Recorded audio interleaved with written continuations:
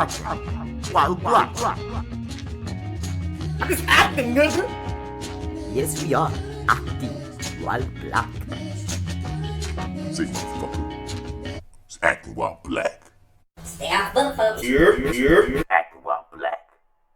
We're recording, so we're gonna leave that. We can leave it alone. What's up, dude? We editing, or this is just live? It's live. We fresh. Nah, man, we can edit. If they like it's a recording. So if they got weird, you know, there's something you be like, say, bruh, don't put that part in. I'm like, I got you, son. We live, baby. Oh, we always bold with it, yeah. We all the way live, baby. So welcome to Acting While Black. You heard me? This is that actor guy, Martin Bass Bradford in the building, man. We here again, man, and I'm joined here as usual with my co-host. Oh, you forgot it was that's you? Me. Yeah, you forgot it was you? Hey, it's been a long day. Don't you judge my damn life. Closer, man. You got to screw. Hey, folks. This is Lawrence J. Weber Jr., your BlackActorPedia appearance. BlackActorPedia? That's a thing that consistently happens. You can find me on Twitter, Instagram, and Tumblr. I'm Soulboy30. Check me out on Snapchat. That is LWeber584. And check me out on ArrogantObserversRants.blogspot.com, where the cat is reading George C. Wolfe's The Colored Museum. Shout out to Miss Raj. Man, that's what's up, man. Somebody hit me up recently. I've never read The Colored Museum, funny enough. Yeah, it's crazy. Are you serious? I've never read it. Right. Are you Never serious? Read it. Nah, I haven't read it yet. Yo, that play was the reason. That play right there. Of You course. ever in it? Hey, yo, that Yes. play was the reason I played why the I moved to Frosty New York, dude. Yo. Okay, we're gonna get into that story. All right, my bad. I'm jumping the gun. Yes. They don't even know mine. All right. We don't know who you is Yeah, yet. right. We don't even know who here. Yeah. Everybody got me like, wait, let me know some shit. But like, my dude Ray, he's a teacher at Tulane. He wanted me to read it because he plans on getting some money to put it up next year.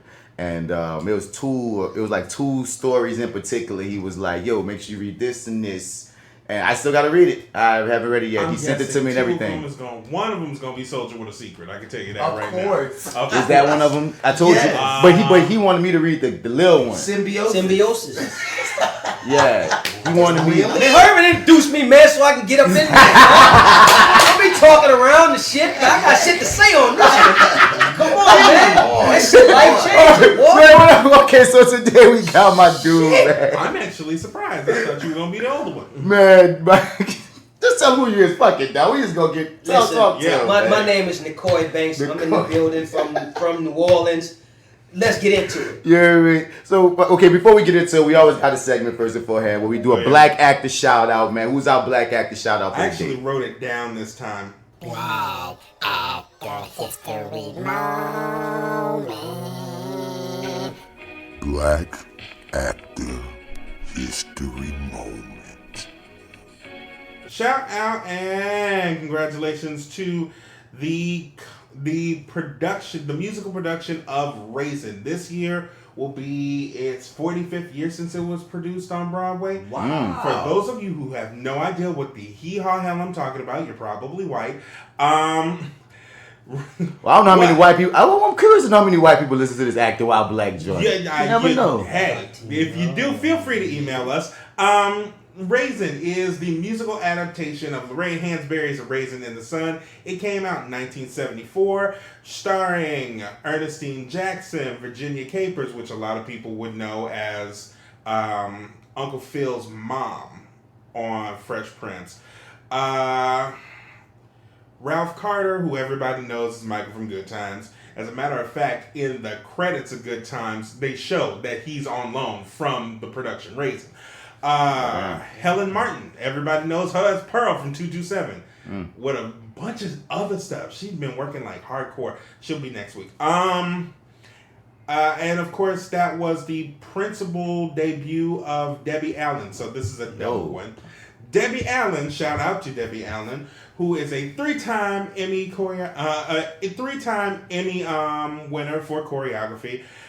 She was the producer for A Different World, and she's also the reason that everybody loves A Different World the way we remember it as. So, very quickly, A Different World, the first episode, was supposed to be Lisa Bonet's spinoff from The Cosby Show and whatnot.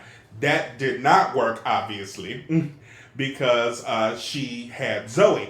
So, because she had Zoe, it did not work, and a certain nasty bastard decided that wasn't going to work. So Debbie Allen took it over, made it much more woke, and it became what we actually love to this day. So Debbie Allen is an accomplished TV director, known for directing shows like Scandal, How to Get Away with Murder, Empire, Fresh Prince. Many of us who were that too. She's currently on Grey's Anatomy, Eating it. Exactly. She's currently directing and on Grey's Anatomy. She is known to many of us for, especially when we were kids, for the show Fame. Mm-hmm. She's an accomplished choreographer who choreographed most of the shows and musical numbers for the 7 years that it was on. She also has her own dance studio, the Debbie Allen Dance Academy, to which I tried and failed horribly to get into. That's what's up that you even tried, though. Right. I don't know too many people that tried. It wasn't a pretty sight. Yeah. It was not a pretty sight. God damn. She was also responsible for the revival of Cat on a Hot Tin Roof in 2008, which was the all-black production. If I'm not mistaken, she's also responsible for producing and directing both Cat on a Hot Tin Roof and the production of A Streetcar Named Desire with, I think Terrence Howard was in that one too. All right, mine. Yeah, so yeah. He was. But it was him, James Earl Jones, Felicia Rashad, and of course she's Felicia Rashad's sister. So yeah, There we go. that's a hell of a family. She's also, I would not say she was at one point Mexican. What? Oh yeah, people thought she was. No. She was at one point she's not ethnically Mexican. She used to live in Mexico City. All right, that's what's up. But you can't just say she was one point Mexican and not get confusion. I'll explain this. Her mother, Vivian Ayers Allen, she grew up in Houston, Texas, but she decided that wasn't going to be a good place, especially in the 50s and the 60s, to raise the kids. So she moved her and her two children, Felicia and Debbie, down to Mexico City, and they lived in Mexico City. So if you notice, Felicia Rashad and Debbie Allen are both fluent in Spanish. I didn't know that, but that's why you're here. So Yeah, that's what's up. That was our Black Actor shout out for the episode. A lot of stuff going on. You felt like shining on these motherfuckers today, huh? Like, damn. This is what I know. This is also what I know. I bet you don't know this. Like, I actually wrote it down this time, which was wild because half the time I'm going off the top of my head. Yeah, and that's pretty impressive at that.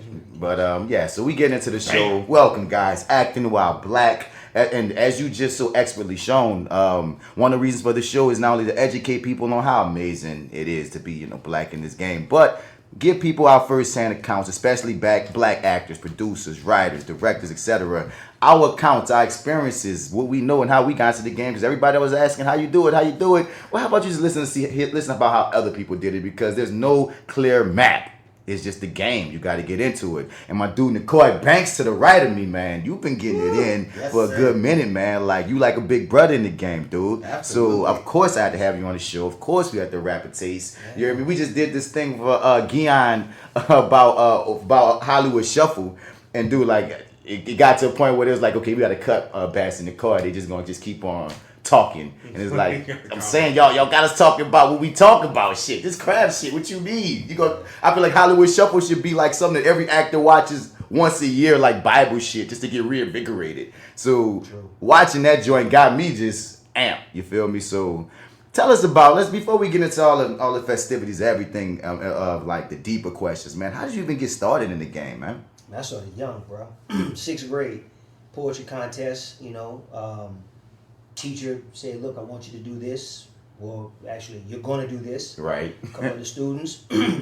Competed against everybody in the in the elementary school, 5th through 8th. And I won. The winners, first, second, and third winners go to the contest that was held at Xavier University. You compete against the other area Catholic schools. I went to Our Lady of Lourdes back in the day. So St. Stephen's, Holy Ghost, this. And I won. You know what I'm saying? So I'm like, okay, this is pretty cool. Right. That quick I did a Raising the Sun in the 6th grade too. Confidence boost. Who were you play? Travis. Just what I'm trying to say. Like I thought it was like a sixth grade production where everybody was like old people. Yeah, nah. They got the older looking 8th graders to play the older characters. You know what I'm saying? Yeah. I really look like I was a motherfucking kid. Oh, okay. For a long time, man. That still looks, But anyway, that's how I got started, bro. And the next year I just said, well, I'm gonna try that again. And I won. Mm-hmm. You know what I'm saying? So high school, I didn't even want to do it. I'm like, I want to be an athlete, this, that, and the third. But something about it, my English teacher, she was the speech coach. And she just kept talking about it. Like, it's so much fun, the girls and it is. And two of the blacks who I went to De La Salle, that's when it was all black. I mean, all boys, like 38% black. Two of my boys, you know what I'm saying, my best friend from elementary school, he joined the team. He didn't do that in elementary school. Man, they come back and they start talking about how much fun they had. And the other black student, who was also a freshman at the time, he came back with a trophy. Yo. So I'm like, well, I started listening. I kind of got a little jealous. Yeah, like, man. They got a secret. They're like, they know something. You know what I'm saying? And they winning. And they winning. You know what I'm saying? So I'm like, well, so I meandered in one day and I asked to try out. She was like, come back such and such a day, a couple of days from now. I'm like, okay. Came in, she said, look, this is what it is, and this is, okay, well, I got that. She said, all right, well, let me see it. I just rattled off what I learned, 7th grade. Yeah. That speech, bam, did that. She's like, okay. They got this other category, prose poetry, I said, well, I got something for that. So let me see it. So I go to my locker, pull out what I did in 6th grade, did that, bam. So she's like, yeah, all right. Tournament Saturday, wear a suit. This is where it's going to be, whatever. And, she put me in the category. And I won. Boom. So I'm like, okay, on to something. And cultivated speaking as a craft. And I didn't even know. You know what I'm saying? Like, this is tournament, extracurricular, I'm doing something, I'm active, boom. Then I tried out for one of the plays at De La Salle and I got the part. So it's like, all right, I just had it going. Yeah. And the athlete thing, it was cool, but that I made a name for myself. I'm like, yeah, all right, this is it. And that bug bit, because when that bug bite, it's over. Yeah, it was over. It was over. It was over in 6th grade. It was over when you got the attention and the Yeah. accolades. Because that feeling when you get that applause that first time, you're like, oh. Man, when you can move people. Yes. Especially people that you know, let alone people you don't know. Right. There's people that you know, they expect, it's, it's just Nick, it's just Raheem, it's just, Martin. Until you come out with something, it's like, oh, I ain't know you had it like that, or I never saw you like that before, or something. Man, you really had me paying attention. Hey, look, that's a compliment. Because people get used to you. You know what I mean? The people closest to you often take you the most for granted because, Absolutely. that is what it is. Yeah. You know what I mean? But then when you do something impressive, they can't take their eyes off that. And that's a beautiful thing when you can, like, I love how you put that, definitely. So, you know what I learned early? There's power in words, but there's more power when you know how to use those words. Boom. Man, I learned, And I learned it early. I learned it early. Like, the cadences that my 6th grade teacher taught me, how to take my time, how to make certain parts. The name of the poem I did was The Creation by James Weldon Johnson. All right. So, Yeah. man, classic. Nice. Yeah. Classic. You know what I'm saying? So, Nice. we got it in it. Yeah. There was no rushing through, you know what I'm saying? No, we're going to put the moon here. We're going to put the stars there. And when you step out, we're going to step out, and God stepped out on space and look around like you are really I'm getting chills, yo. It ain't cold here. And you really look around and take in space and bring them into space. Like early on, I learned how to create the world. Yeah. And that's interesting because he says, when you You create the world. yeah, and when you don't have props and you don't have pencil, you don't have instrumentation or anything, all you have are the words. The words. And how you are the instrument, you are the vessel, but how you use those words. Say them slowly, say them loudly, say them really articulate, say them, mesh them together, force them to hear you, force them to ask you, what did he just say? Things of that nature. Like I learned early, like, wow, you can really, and this is sometimes this word gets a negative connotation, but how to manipulate. Mm-hmm. You know, and I don't mean that in a negative sense, but yeah, words have power, but the way you use them is powerful. And when you know how to do it, it's because when you just said that, even though it's the same thing that's applicable to film, you just made me think of theater. Like, you know what I mean? Like, well, that's where I come from. You dig? You So yeah, definitely. So it's theater. like when you know it's that musicality when a scene is popping, when you got those words, or the fact that like in theater you already know like you got to captivate these people for like 2+ hours with not all of the fancy things that's in a TV show or film. So what are you doing? From the way that you speak is almost like the foundation of how everyone's attention is being brought to you. If you just blah blah blah blah blah, we got you like the same cadence, the same speed, the same everything for 2 hours. You're dead. You know. You're dead.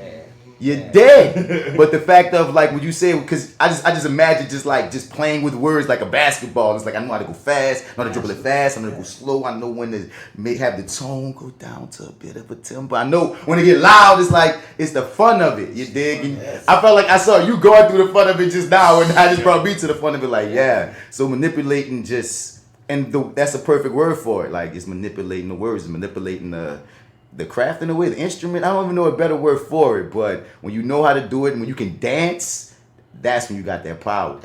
For real. You're dancing in it, See man. what I'm saying?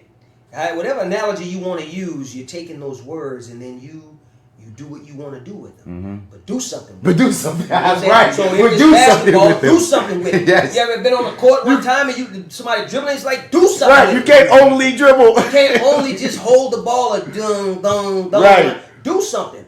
But eventually you want to score. Mm-hmm. A la eventually you want to get at somebody. Mm-hmm. You want to get the message across. You want to get to that emotion. You want to, whether it's to, step on an ant pile and aggravate them, or whether it's to, pour cold water on their heads and soothe them. Mm-hmm. Those words. Right. And how you do what you do with those words will do the job. Right. You know what I'm saying? Yeah. But only we actors understand that. Right. Because we the ones that's in charge of those words. Yeah. The writers write them. Right. But once the actor has it, it's you no longer writer. It's no longer yours. It's mine now. It was funny. A lot of writers don't understand that at times. You know, that could get frustrating. And just sometimes just like we don't understand what they have to go through. Yeah. Cutting it down to it being very precise and whatnot. And the director's job is to direct all of this. Right. Direct all this energy. We're all storytellers at the end of the day, though. That's what it is. That's what it gets down to. So when did the professional aspect? We going to middle school, we going to high school, we got college. When did the transition go from I'm doing this basically for the fun and for the love to now, oh shit, I got an agent, oh shit, I'm in the game, or how did that happen? Yeah, see that agent stuff, that professional stuff, that takes time. That's like another conversation, right? Mm-hmm. Like a lot of people do things for fun, hobby, then the hobby becomes something that you're doing regularly and it's good and it's cute and you're showing everybody, your trophies and your ribbons and whatnot. You could run around and say, all right, yeah, this is what I do. But see, when it's time to get that check, that's a professional. Now I'm making a living, or I'm supplementing my lifestyle through this. That's a whole nother conversation right there, right? I moved from New Orleans to New York thanks to that play you were talking about. The Color Museum. How? What? Come on. Tommy, yo. Myrick, bro. She just directed us in Raising Her Son, yo. That lady's a freaking genius. Let me tell you something, man. She crazy, but good crazy. She's my kind of crazy. Yes, because people do. One thing was frustrating me about her, son. Not about her, but about people's perception of her. They take shit so personal that they don't take the gems from the situation. And this lady stayed throwing gems. Yo. But yeah, back to you, sir. Tommy. I was a bag man when she was doing that, bro. Everything that was falling on the ground, I was picking it up, putting it in my bag. I knew better. You know what I'm saying? But then again, I came from a school of hard knocks. So for somebody to, be yelling at you or just stopping you in the middle of your moment and be like, I don't believe it. Start over. Right. Where are you going with that? Like really make you question everything right now. You know what I'm saying? I 6th grade. That was my training ground. Mm-hmm. So getting to her, who, had been around the world and she has her own company and whatnot, I'm like, yeah, that was the next level for me, bro. It's just meant for me to do it. Mm-hmm. God opened it up, man, And 4 days before the show closed, she said, what are you doing after this? I said, well, I want to go to L.A. or study with this acting troupe called Living a Dream. They were in Ohio. She said, no. You are either going to be my Walter Lee, because she was doing Raising the Sun next. Yeah. Or you're going to go to New York and study with my mentor. I said, I've never been in New York before. She said, it doesn't matter. That was in March. I moved in July. Damn. She got me back in the days, three-way, put me on three-way with him. And said, do a monologue for him right now. Sold you the secret. Straight up, stop in the middle of it. He said, okay, if Tommy is calling me about you, you must be something special. Right. So I don't have very much money to give anymore, but we can work something out. I said, anything would be great, sir. Sight unseen. Yeah. New York unseen, him, the theater, his artistic director, the guy I ended up living with who was the carpenter of their theater. I ain't know nothing. I just got off the plane. I was arranged to stay with this guy named Ray. You know, that was July 4th I left here. How about that? Signed my independence. Right. Yeah, for real. Yo. Yeah, bro. Lived in Brooklyn. That was on a Saturday. Monday we were off because that was a parade. Tuesday, 9 to 5. Right around the corner from NYU.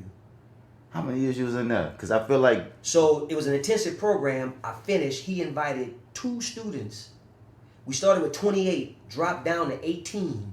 He invited 2 students to study with his professional students. I was one of them. I was like, well, that's a sign. I'm supposed to stay here. Right. Tommy Myrick had never, ever suggested somebody. She suggested one person before me. I was her second student that she sent to New York. She ain't never sent anybody else after me. Yo. She had somebody. I don't know what happened. Well, I do know what happened, but you don't need to talk about that person. That's not our discussion. But that person never took advantage of that opportunity. And when I met the person, I said, if I'd have known you, I would have told you need to go. Because they was actually that kind of beast. Because that's a frustrating thing for me too. Like in this game, when people often talk about how like you're destined to make it, you're so motherfucking great, and I just like I often like I hear what people say all these things, and I'm like I'm listening to you, but there are so many people I've even met up to this point on this journey that are amazing, that aren't famous, that don't have these extensive film resumes, that aren't booking like crazy. But when I see them do their thing, and when I see them on the stage, I'm in awe of why there's no spotlight on them. And that's just like, I guess it's just part of the journey and such. But when I hear those stories, I'm like, dog, I see so many of us like that's just cold, but just out here just being cold. No one knows.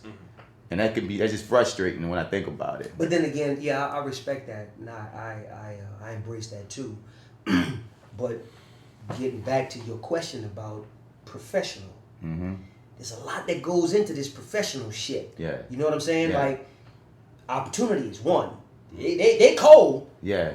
But where's the opportunity for them to be seen in a bigger light? And what are they creating for themselves as well? So that's one thing. Second thing, what kind of opportunities are they creating for themselves? A la, how are they forging through?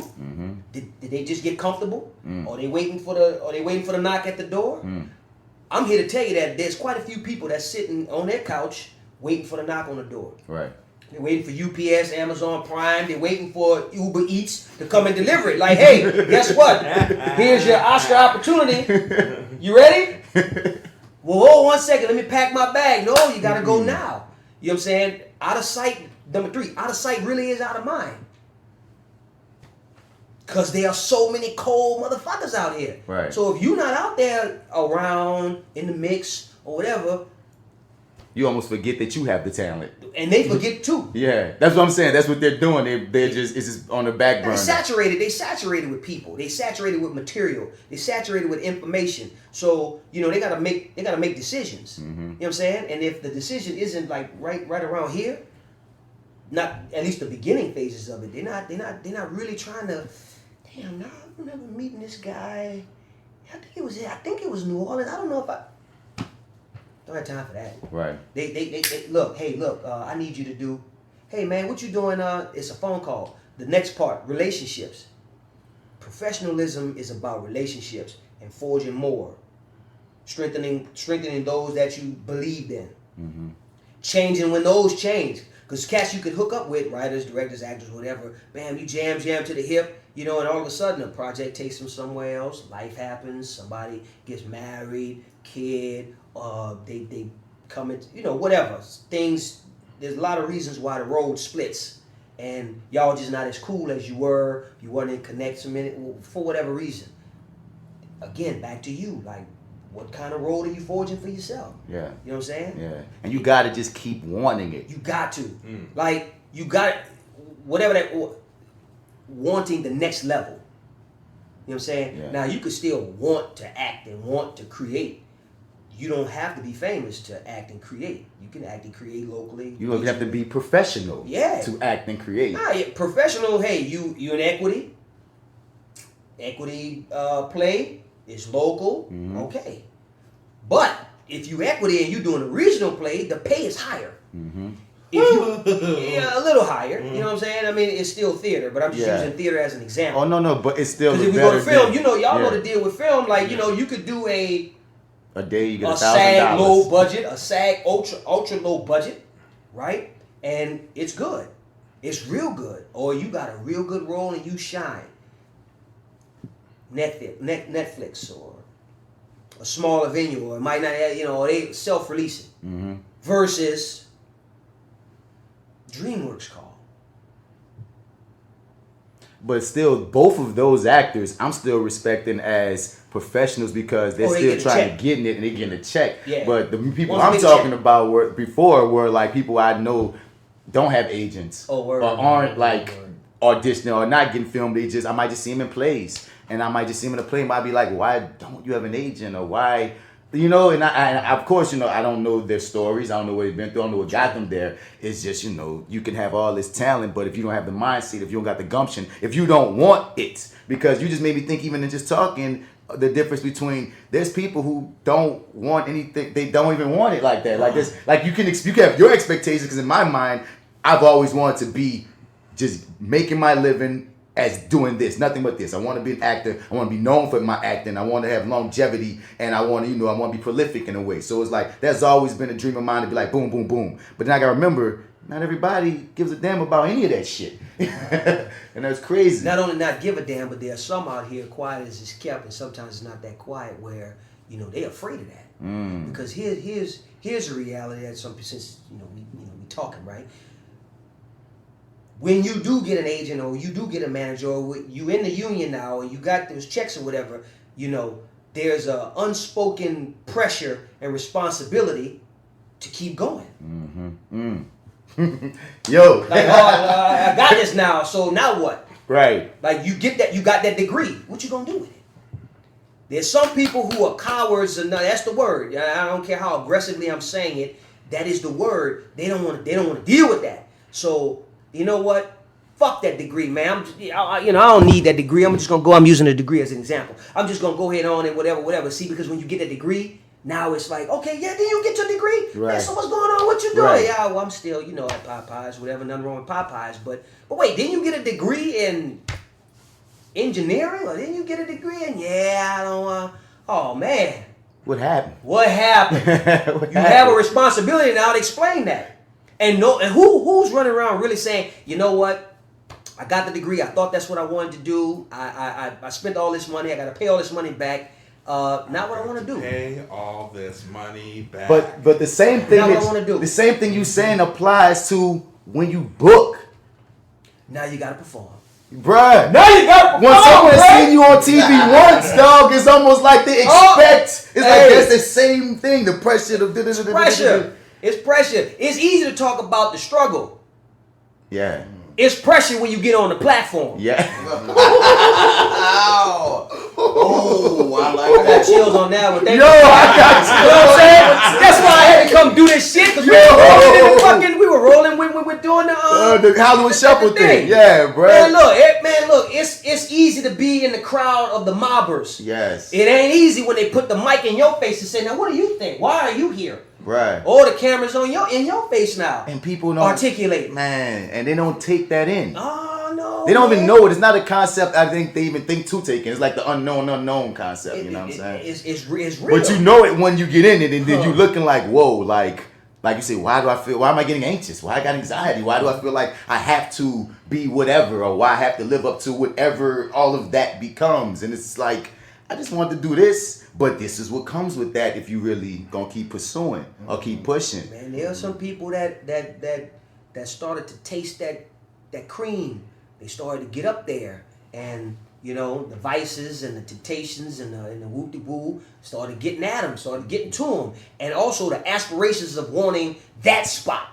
That spot. Like, yeah, I'm co-star. I'm co-star lead, but I want the lead. I want my name. I want my name next to the title. I want that. Because they making it look easy. Every night I'm with this person. For the last couple of months I've been acting next to that. I could do that. Can you though? Can you though? Because they making it look easy because they've been doing this for a while. Bro, you just got here, right? Or you there, but you're not there, right? So respect the process. Yes. I'm about to get that T-shirt made, bro, for real. Respect the process, because when it is your time, you got to be ready, because you ain't gonna get another. Yeah. How many singers have you heard, you know, or they were fire goddamn background singers? For a singer who's here, you know what I'm saying? Or a multi-talented person here. But hey, background, look, I only got 30 seconds. So I'm about to run the range right now. Versus having a whole show. Can you have their attention for a whole show? Ooh, see, and I knew I was gonna wake somebody up around here. And we talk about this oftentimes when it's like folk, so many people, like you say, they think they want to put on that jacket, and then they put on that jacket and realize that bitch pretty big, ain't it? It's heavy. That bitch heavy, ain't it? It's heavy, huh? You talked a lot of shit till you got there, but were you working to be prepared to be there? Oh my God. Hey, man. You know? Then here's another good one. Are you built for it? Are you the person that's even built for this? Are you really built for it? And Now I know what you're thinking. And you said what you thought. Come on. You said what you thought. But because I heard you when you said it. Because I was there when you said it.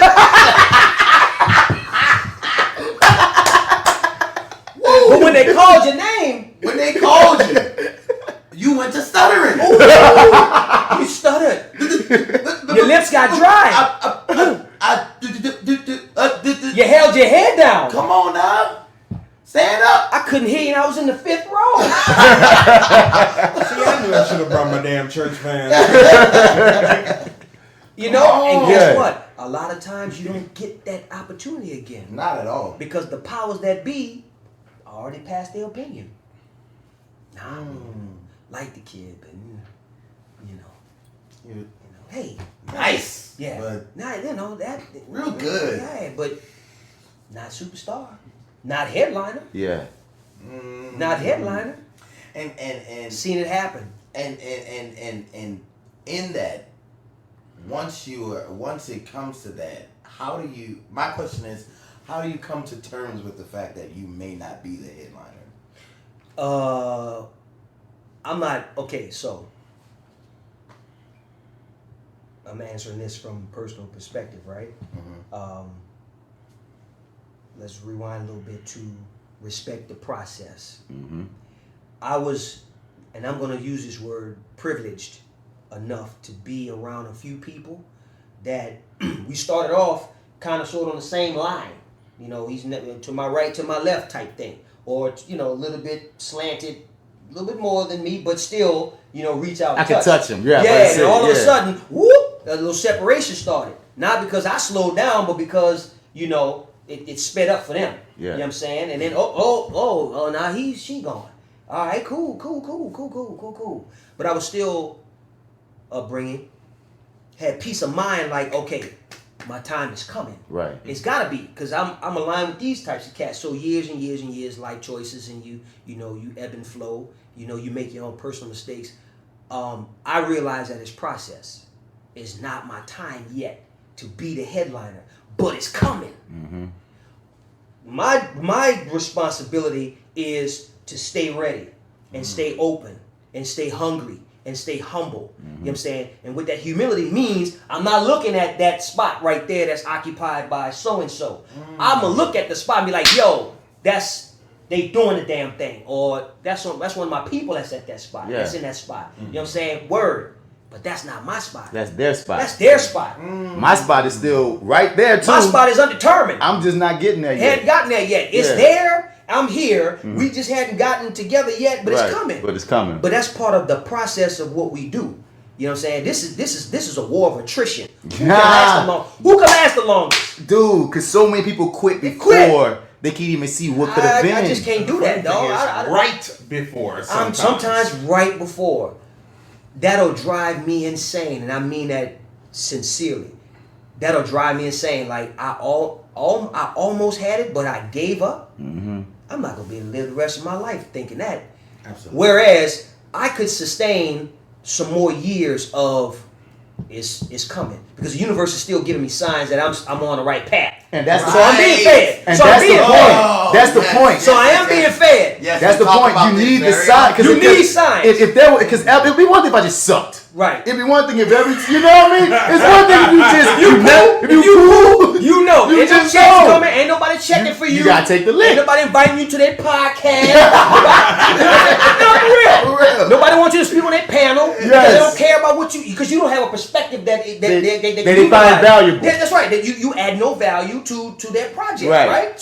So those are signs. But if you're a person again, it's you booking, you still getting this, you still doing that, you still being called in, that still keeps me, and that would still keep me inspired to be like, no, this is still for me. Hell yeah. You know, so definitely, I definitely get that. So that's my answer to that. I don't know if that made any sense. No. Yes, thank you. I definitely got my answer. You know, we're going to play with these words today. Faith, belief. Yeah. Substance of things hoped for, evidence of things not seen. But it is evidence of some things seen, third eye seen. You know what I'm saying? Spiritually seen. And the belief, I just believe. Yeah. I believe. This for me. Right. Period. And I am smart enough now and old enough now to use everything as motivation. Everything. The fact that I didn't get the call, the fact that I got the call, the fact that my boy right here is booking, the fact that me and this dude went for the same thing and he got it. I'm not mad that you got it. I'm not mad that I didn't get it. Yeah. I'm glad that you got it, because A, is somebody that I know. Once again, I'm close to it. It's close. Right. That wasn't for me. You understand what I'm saying? But it's coming. Yeah. Because there was a project that me and that dude did audition for, and I got it. Right. So I can't talk that shit. I can't talk that shit. Not in good conscience. Not good conscience, because I that man had to take that list. That's how I took that bit. But I mean, bro, I've been in the game for a minute, so licks is a part of it. Mm-hmm. So I'm immune to the lick. Like, anything happen? I'm not even. You know what I'm saying? And again, if you suck, you know you suck. You know you better. If you ain't putting in work, they gonna let you know. If you ain't putting in work, you know. Mm-hmm. And that's two different things too. Sucking and not putting in work, because you can be great, but if you don't put in the work, you might as well suck. Man, it's a bad day. It's a tough day when you walk in and you chilling and you comfortable, and all of a sudden a heavyweight walks in. And I'm not talking, not necessarily some big name either. No, you talking about somebody that's that got range. That, they got that depth. That's got that thing. Mm-hmm. They unassuming or they are assuming. Whatever the case may be. It's a long day for those people that don't put in that work, don't have that faith and belief. It's a long day. I've been there. I've seen it where I was lax, chilling, like, I got it going on. And something came in the room, bro. Was unsuspecting. Quiet dude. Kind of nerdy-ish, you know what I'm saying? It was a reading. Like, I'm around some folk. Like, all right, my girl, Tracy Toms, and, right, you know what I'm saying? Like, you know what I'm saying? This is nice company. It's about to be easy. I'm eating hors d'oeuvres, I'm eating fucking chips and the carrots, everything. Drinking a little bubbly beforehand. My man bubbly. My man chilling. Boy, when we started reading, this dude was a baller. I'm talking about flipping them words like nothing. Those words were coming off. I'm like, I wanted to ask, in the middle of the reading, I wanted to ask him, did you get the script early? I swear to God. I'm like, when this shit is over, I'm going to ask my man, did he get the script early? Right. We were halfway through. I'm like, ain't no way. Yo. There's no way that he just got this motherfucker just like the rest of us last night. There's no possible. He just rattling off. Cause I was stuttering and playing around and trying to find it. This motherfucker found it. Right. It ran that bitch. Yo, and you got to remember these motherfuckers exist and they are always around. They're always around. I said never again. Because and you know what? It's because of my work. I got conscious. I got self-conscious. Like, damn, I was supposed to be balling like that. Right. You know what I'm saying? Right. And I had a really good role. I'm not saying I didn't ball, but I know how I felt. But you know how you ball when you ball. I felt insecure. Yes. I was insecure. I'm like, damn. Woo! That's how you do it. At least I was impressed, you know what I'm saying? And hey, man, he was the nicest guy. And I damn sure got around to answer that question. He said, no, yeah, I got it last night, you know. I stayed up and he worked. Really worked it through, you know what I'm saying? So, yeah, I really connected with it. I was like, yeah, what I did was I shut up. Talk about punch in the face. Yes. And never in my life again after that reading. I don't care if I was playing 2-3 different roles. You read this, read that. I'm like, never again. Mm-hmm. And it wasn't about, you got the ego. So the next time around, I wanted to go smash somebody reading. But sometimes you need that ego, bro. Sometimes it's all you have to keep it pushing, dude. Then you grow and it's like, you know what? It's, I got back to the true elements, which is the work. Mm-hmm. It's about the work. And when you true to the work and you true to the process, it's just gonna see through. Yeah. And those that know what they know, they gonna know. Yeah. Like word. And those that's putting on airs and being extra, man, let them have it. You need all of that anyway. You need all of that for the whole picture. For them headliners, dude. Headliners. And the thing is that type of dude you talking about, or that type of woman you talking about, they're always there in the sense of when you think you're just auditioning for this little role. Remember that there's there's them people out there auditioning too. So if you ain't thinking with that heavyweight mentality, every time you going out, you already shooting yourself in the foot because they got your competition is not sleeping in the same manner. I want to say something about that. I don't know what the next question is, but that's a great point you just made, and we need to share this with the audience too. That I learned. Don't audition for the part. Audition for your career. Mm-hmm.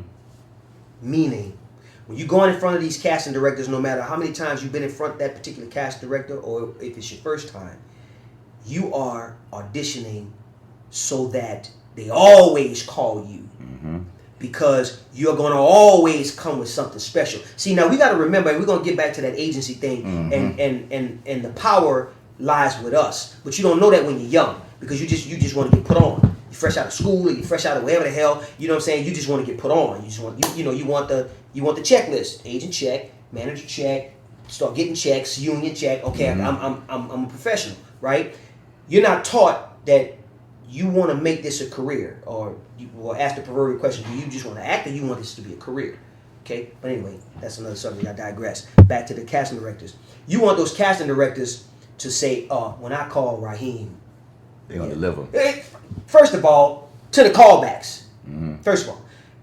But let's go back to the preface. The casting director is a part of the whole, right? Mm-hmm. The casting director has a job. They are paid to corral talent for this project, and the talent in which they go out and they select, from this agent, that manager, whatever, to come and read for these characters, right? They're going to narrow it down, callbacks, to present in front of the directors and the producers, right? Mm-hmm. The director and the producer's mentality is, this is the best in which you selected for this character, for this project. So, let us have it. If they all are poo, you know what I'm saying? They twiddling their thumbs and they looking at the casting director. There's a lot of pressure on the casting director, right? So they need to know that when they call you, they calling in somebody. They calling a gunslinger, a weapon. They calling in a true gunslinger that's gonna make them look good. Right. It's not only is gonna make you look good and get you the part, or get you considered for the part, or something else, but it makes the casting director look good because now it's like every time we call, they always bring us good people. They bring us cream of the crop. Whether they got the calling from Baton Rouge or regional, we don't care. The time in which we're in here, we need to be seeing something that's worth our time.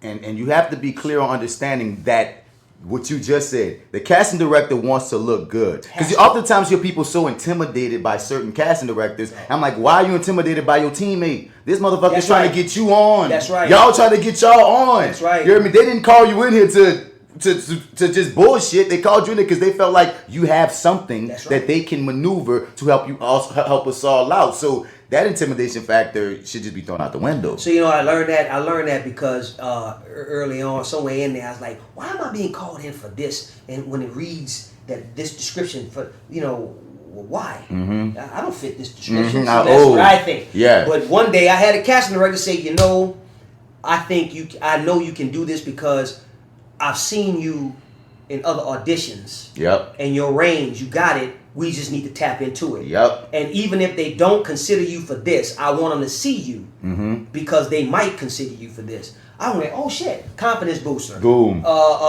Universal message, you know what I'm saying? Yeah. A sign. Yeah. Oh, I see myself as this. But casting directors. These people. Oh my God. So let me stop going in there and being just that. Let me go in there and really just give it. Because they see more than you even seeing out of you. There you go. Because I was told a very similar thing by a casting director, and they told me, they said, oftentimes, man, we look at you as our wild card because, like, even if it says what you just said, a thing that I feel like I don't match, we put you in here because of that, because we know you can handle it. That's right. And sometimes throwing that black guy in here shuffles it up a bit. The deck. So like, A lot of times they don't know until they know. Oh, exactly. Yeah. You dig? But how'd you get your agent? Back in the day, I used to have a reading, another one of those readings, man. She was coming to see somebody else. Another one joins. She was coming to see somebody else who had been courting her, and this guy had the lead in the thing. She's like, I liked you. I like what you did. And that was my manager, who I still have to this day. Yo. Yep. She's in New York. I was like, okay, let's meet. Suggestions. The first agent in New York was a suggestion. Somebody suggested me to these people, I went whatever, it didn't work out. Then I was suggested to somebody else from another one of the agents in that agency. It was teetering, so I didn't know. I was just waiting on the phone to ring. Like, all right, I didn't know to get out there. I didn't know those things. So, it evolved. So nowadays, I think it's easier. They say, back in the day, they were strict. Don't call here. Don't call here. Don't come up here. Don't. No soliciting. Don't do none of that. It was serious. Nowadays, I think it's a little easier. Right. Invite them to the show.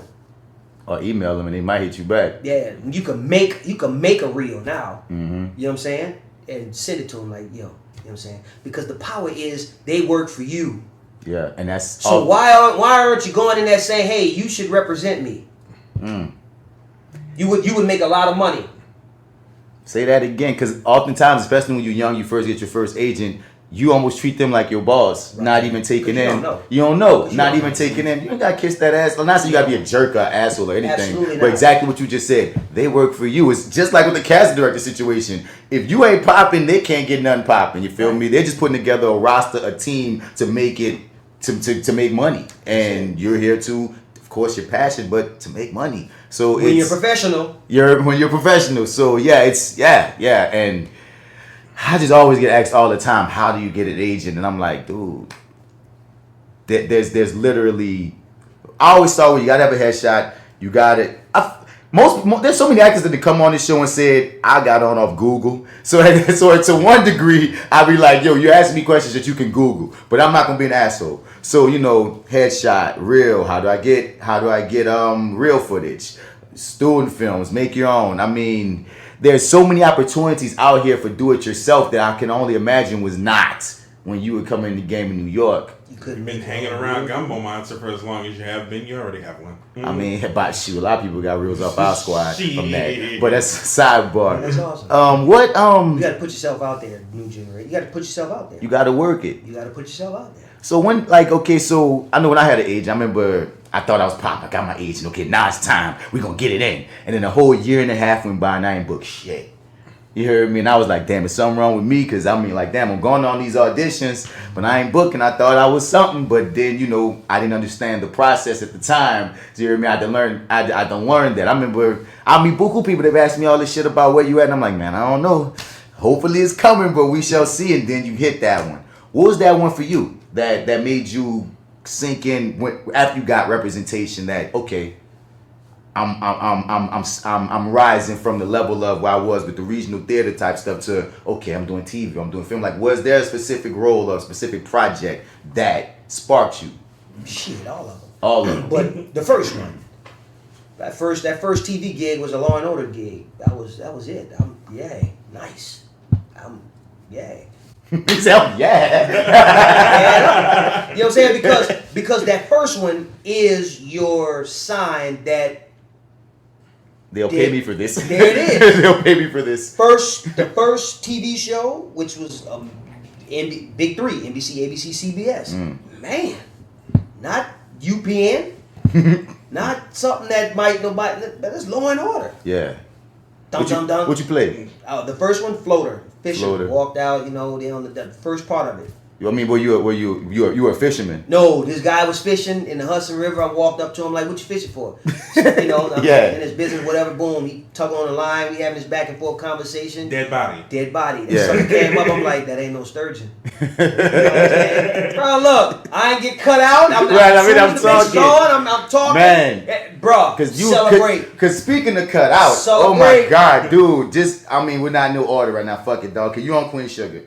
And Ooh. I was just on Queen Sugar for my first time, and I've been trying to get on that show for years. I often talk about this ass, so they would keep auditioning me, but nothing would stick. You feel me? So I finally get in there, dog, and it was me and this other guy. We both had recurrent, but said possibly recurring next to the name. And I remember the other guy, he was like so freaking excited about whoop-de-woo. We had this whole scene. He had like about 3 or 4 lines. I had like maybe like 6 or 7 lines. I'm watching Queen Sugar. I had 2 lines. I was still there. He was gone.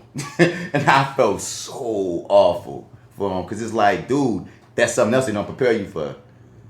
Like that like what you just said, people take for granted that, no, you made the cut. Like, you're on TV, you're being seen, you're talking. Because and people will never know that he was ever there, you know? He wound up looking like an extra because they showed him, but he had like 4 lines. It's not like he said, yo, hey, no, we talked. And it's just gone. And I'm like, how do you mentally deal with that? Like, has that happened to you often? Have you been dodging off and on? No, that never. I dodged that one. Yeah. Hell, it happened to me in Queen Sugar this season too. Yeah. I had a lot of shit to say. All they had was just be looking back and forth with Ralph Andrew and your boy. I'm like, the fuck happened? My girl tell y'all call it the Queen Sugar cut because she told me from jump. Shouts out to Yell. Them knives came out, boy. Them scissors and knives. Ding. You know what I'm saying? What happened to me though was like good scenes. Like, I'd be in some shit like, yo, this right here, boy, yeah. Boy, what happened to this fucking scene? Like, yo, that was a scene I had people like, yo, me and old dude was at it. Yeah. That whole scene gone. Like, yo, I mean, I'm still in the project though. So that's good that you're still a character. I'm good. You've been since season 1 on this one. Oh, I ain't talking about Queen. I was just talking about the project. Yeah, I've been since season 1. Yeah. You know what I'm saying? Ralph Andrew, parole officer. So yeah, I'm not mad at that. But nah, it happens. Yeah, man. Shit just hit the floor. And again, process. It's just gonna keep going back to it because it's just not ours. Because we're acting, we think that it's ours, and it's like, no, this game is for the directors, the producer stores, the editor stores, it's all these other people that's gonna touch it. That's gonna touch it. It depends on which medium you're talking about. If it's television, if it's film, it's not your medium. Mm-hmm. If it's stage, that's more the actor's game. Yeah, you know, yeah. You know, so you know, you grow and you learn. Depends on what lane you want to occupy.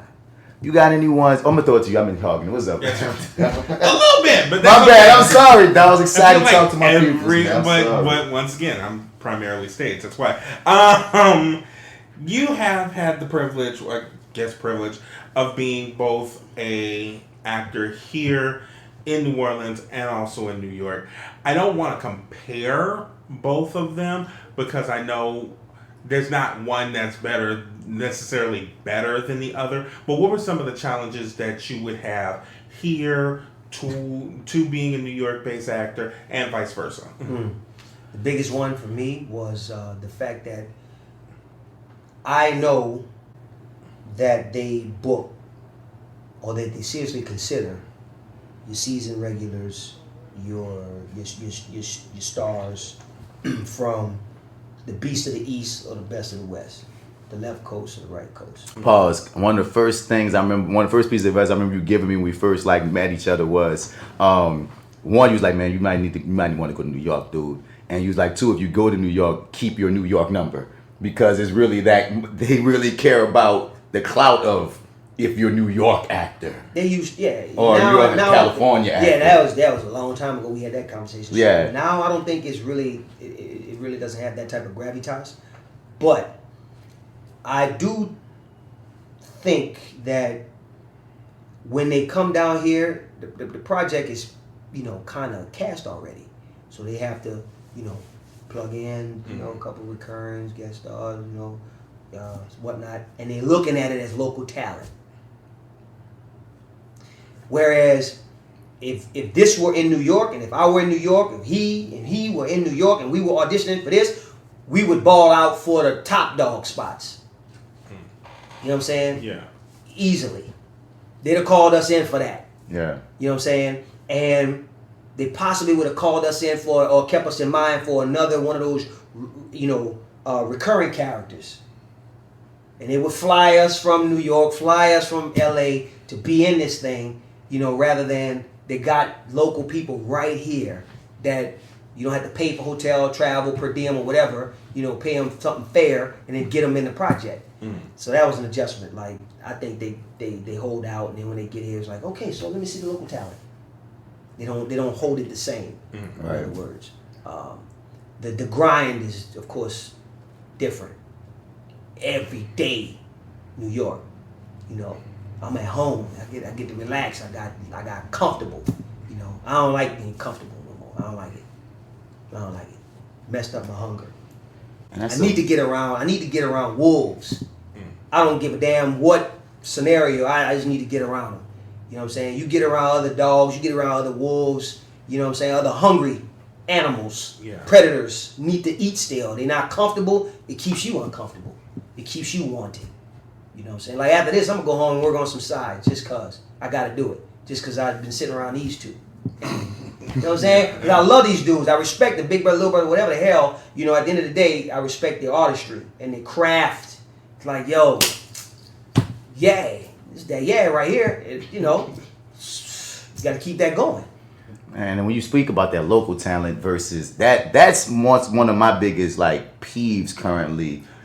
Trying to come up, because it's almost like I feel like you get to almost a glass ceiling being here, being in the South, because like you said, they already, unless you have a representation in the West Coast and the East Coast, they already come here with everything booked, and they might give you the scraps, or they might have to, exactly what you just said. And I'm like, dude, we're no worse than any of the people that you pick in the pool from on the West or the East. They just have more opportunities afforded to them being in those places. And the stigma. And it does come with the stigma. If you in the draft and you got chosen to go play for the Knicks, you saying to yourself, nigga, this New York. This the Garden. If you got picked, if you got drafted to go play, the Staples Center, formerly known as the Forum, you bugged out like shit. Right. It's LA, baby. Ooh-wee. It does carry that weight. Yeah, I mean, you're a professional, and then there's the Knicks. Yeah. You are professional, but then there's the Yankees. There's Boston, the Red Sox. But some of it, and so much of it is from proximity, though. Oh yeah. You know what I mean? Some of it, of course, is from, you got the agency, of course. If you got that Knicks agency, if you with WME or whoever, yes, you boom, boom, boom. But some of it is you just happen to live out in New York or LA, and it's just how maneuvering that. Do you think you have to move from the South? I used to think so. But there's a lot that's being funneled to the South. Me personally, I do think so. maybe it's just my bias, you know what I'm saying? But moving away, you get that exposure. You get to see what the playing field really looks like. You know, you get to see what they see. You know what I'm saying? You get to vicariously through other people, being around. Maybe sometimes you're not necessarily invited to the party, but you know, you pass in the building, you pass in the house, like, damn, it's going down up in there. And it gives you perspective. It gives you perspective. So if you ever come back to a market that's smaller, you know, keep your head big, not the big head. No, I know what you're saying. Yeah. Your thoughts. Yeah. Keep that big. You know what I'm saying? Like, you know, and this is something that we can talk about off air too. Now I'm running my mouth, but like, you know, up there, man, you know, man, some of the homies, you know, they just coming from a regional play, and this one just coming back from London. That one they're on Broadway. Look, oh, it's her birthday, and they're gonna, you know, Felicia Rashad's gonna be there, and a couple people, you know, Most Def. We just gonna go to the party. We just kicking it though. You're not tripping on the stars, but you're saying to yourself, I'm in the room. Once again, I'm close to it. It's touching me. You know, man, look, I can go walk over to him and say, hey, listen, I heard that you're doing, because my partner right here said that, yo, I know that Felicia is going to be directing, blah, blah, blah, next time. So, you know, whoop-de-whoop. Oh, and that party, and she's coming? Bam. Go to the party, you drip whatever, you bump into her at the bar, what's that? You know, you in this party, so you must be somebody. So she's not going to be like, you know, this kind of shit, right? That's when you shoot your shot. Right. But the parties ain't happening in the South. Parties ain't happening here. Where those writers? Where those directors? They're up there partying. And because they're already making their selection. And you made me think of something that I thought about previously, but it's the absolute truth. unless until the South gets a WME decide to set up shop here, or a big production company that has the clout of the New York and the LA decide, or we want a subsidiary down there, et cetera, none of it's gonna ever come to us. Tyler got a studio, and he set up in Atlanta. TNT over there, whatever the hell else they got that's really going down in Atlanta. And they still aren't. And even still, like, Atlanta right now is basically took everything that New Orleans could have been, and Tyler Perry and Oprah and everybody, they flipping, and they making a lot of money, a lot of movies there. But they still local talenting them to death. Because it's still that Southern stigma of, nah, man, you're not somebody unless you made that leap to the West, or you made that leap to New York, or what have you. And I guess that just is what it is. You know what I mean? Because oftentimes we try to dodge that truth that you just said. But, I mean, currently where I'm at in my journey, I can't escape seeing it. You know what I mean? You won't be able to. Your boy that was in Moonlight, the third chapter. When he's an adult. Oh yeah. What's his name? Trevante Rhodes. Trevante Rhodes, yeah. BlackActorPedia, baby. From Louisiana. Yep, he's from Louisiana. Yep. Went to college in Texas. He was an all American athlete, track. Somebody saw him, like, yo, tried it out in Texas, but then he ended up packing and moving. Where? LA. Right. Take this seriously. I mean, really pursue this thing. Audition for the first shit he auditioned. Well, not the first thing, but the first thing he gets is Moonlight. Boom. That's crazy. But that's part Who you got that ways from? Plaquemine or some weird. He ain't from New Orleans. He ain't from New Orleans. Yeah, he's from some, you know what I'm saying? podunk spot. Yeah. Ponchatoula. Thank you, Ponchatoula. Ponchatoula. Come on. You got some records floating around Ponchatoula. Hey. Niggas can't even like spell that Ponchatoula. Bro. Come on. Get out of here. He wasn't even in Louisiana to even get sought to act in anything in the first place. He was over. Then he moved up. You see what I'm saying? Yeah. So I'm not saying it's impossible. I'm just saying the odds are very, very, very, very small. Now, yeah, of course, now the argument is going to be, well, then you move to LA, you move to New York. Now you're dealing with 5 million people that are actors and 7 million in LA and blah, blah, blah. First thing I'm going to say, it's all about the exposure. Get your ass in front of them. Just get in front of them. Well, get in front of them a few times. It took you a year and a half. Piggybacking off that, there's nothing wrong with starting in a smaller market, building that resume up, because you could be smart about making the move. Ain't nobody saying when you got shit popping, nobody know you never did nothing, run to LA and be part of the lineup. But if you can be where you are, build here, and then, okay, I got, maybe 15, 20 credits, so I got these relationships, so I got, maybe you can ride momentum to getting you into places that you probably never thought you could. And because that's often the story you hear from other people as well. Because I wouldn't want to just, like you said, just jump in a car, go, and I never done like when I first started, like maybe 2011 when I graduated college. It might have worked out for me to go straight there, but I enjoy the fact that I was able to build here at first to get to fail, but not fail, and learn some shit. And now, like right now, if I had the money to, I probably would be in LA. You know what I'm saying? But there's again no one way. There isn't. there's no, and that's the point of this conversation. I'm gonna switch gears on. Do you have a process? People often ask that. What method do you use? Are you understand? Do you get into any of that, or is it more open? It's more open now because I studied all of them. Mm-hmm. Thank you, Gene Frankel Theater. We were forced to study them all. And then his philosophy was, okay, now that you studied all this and now that you've been exposed to it, flip it. His thing was flip the coin. Mm-hmm. You do it one way, all right, now flip it. Go in a completely different direction. From there, flip it again. Mm-hmm. From there, flip it again. You can only do that when you are well researched in the role and in the scene and in the story. You can only do that. And then certain techniques can be used and applied to certain characters. Right. You know what I'm saying? One technique can't be used for every single character. You know what I'm saying? You'll run into a brick wall. You know what I'm saying? So you have to be lucid. You have to be a little flexible. Right. You know what I'm saying? So no, I don't. But what I do, from theater, I will always make a backstory. Yeah. So what's that like? You get the script, then what you do? What's your process? Depends on the role. Okay. But okay, so like this last joint, this Antoine Fuqua joint. The character wasn't very profound and prolific in the story, but he was a part of the story. Mm-hmm. He's a part of the unit, dirty unit, right? So what's all of my internal shit? I play games with myself, right? So I'm the black cop, these white unit, but you know, we pursuing something.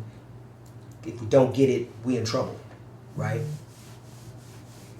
I'm looking at these guys and what it is that they're saying and their possible mentality. My mentality in this time, this 2019 in New Orleans, I started writing the whole backstory from that point on. And by the time I got around the actual actors who were playing these characters, it just fit the bill perfectly. Which is, well, I'm not racist. They are. Or possibly. They're hiding it. We're pursuing a black guy, a black young man who's younger than me, who could have easily been my little nephew. Mm-hmm. But my job is at stake. So I'm cool with these dudes, but I ain't close to them. And I want to get home. And if we do get busted, this is kind of a relief because I'm in too deep. But I got real estate going on anyway. I don't know why I say real estate, but I just decided that. So when we were, all that aggressive, because it's very aggressive. So I work out. So what I did was I let the external speak for itself. Since I ain't speaking, I let the external speak. I wanted one of the tightest shirts. Like, now I want that one. You know what I'm saying? Yeah. I was doing push-ups every fucking chance I got. You know what I'm saying? I made sure that the vest was on tight. And when I was, the only thing I messed up on was I had my lokes. Because it was hot out there. You know what I'm saying? And I worked real hard on knowing how to handle that motherfucking gun. You know what I'm saying? But when we had a riot scene, I got around the other brothers or whatever. And I said, look, we're not going to go with the pushing and the shoving and the back and forth. You know what I'm saying? Because I'm from this community. I'm from a community like this. I ain't from this ward. You know what I'm saying? I played that character. I ain't from this ward, but come on. We the city. The city's a city, man. Cops already have a bad stigma anyway in this in our society right now. I didn't want to add to what you already are going to expect. I don't want to add any more to what's already written. So let me stand for a little something that's going to be a little off. You know what I'm saying? Which is respect. Yeah. That's what I use. Respect. I respect my co-workers. I respect the badge. I know we got to do what we got to do. But I'm not going to be a fucking sheriff in this one. Yeah. Let's get this motherfucker. Let's, you know, I let them say all of that. I let them say it. I just kept, you know, going in. And when I encountered Lawrence Fishburne, he and I had a real nice night. You know, because you in blue. You know, I'm a narc. So, you know, there's that line. My sister's a cop, so I did my research on how, you know, detectives, narcs, and blues, how they all interact. They all, you know, territorial. You know what I'm saying? But he and I had a good moment, man. He had walked past me or whatever when he was coming to the scene. And I had, you know, these guys, look, stand back or whatever. He comes through, you know what I'm saying? I said, make a hole. You know, whatever way he came through or whatever. He just, you know, hit me with one of those. I was like, but not on some motherfucker. Yeah, but that you know what respect I mean? nod. And I see you. Yep. That I and see in my you. mind, I was like, I hope they keep that one. Yeah. It's real subtle. But that was a part of my story. Never talked to him once about it. Mm-hmm. Just, I like the fact that we did that. You know what I'm saying? I mean, I looked at him when he came through. You know, not like, here you go. And then he just did his thing. I'm like, damn, that was nice.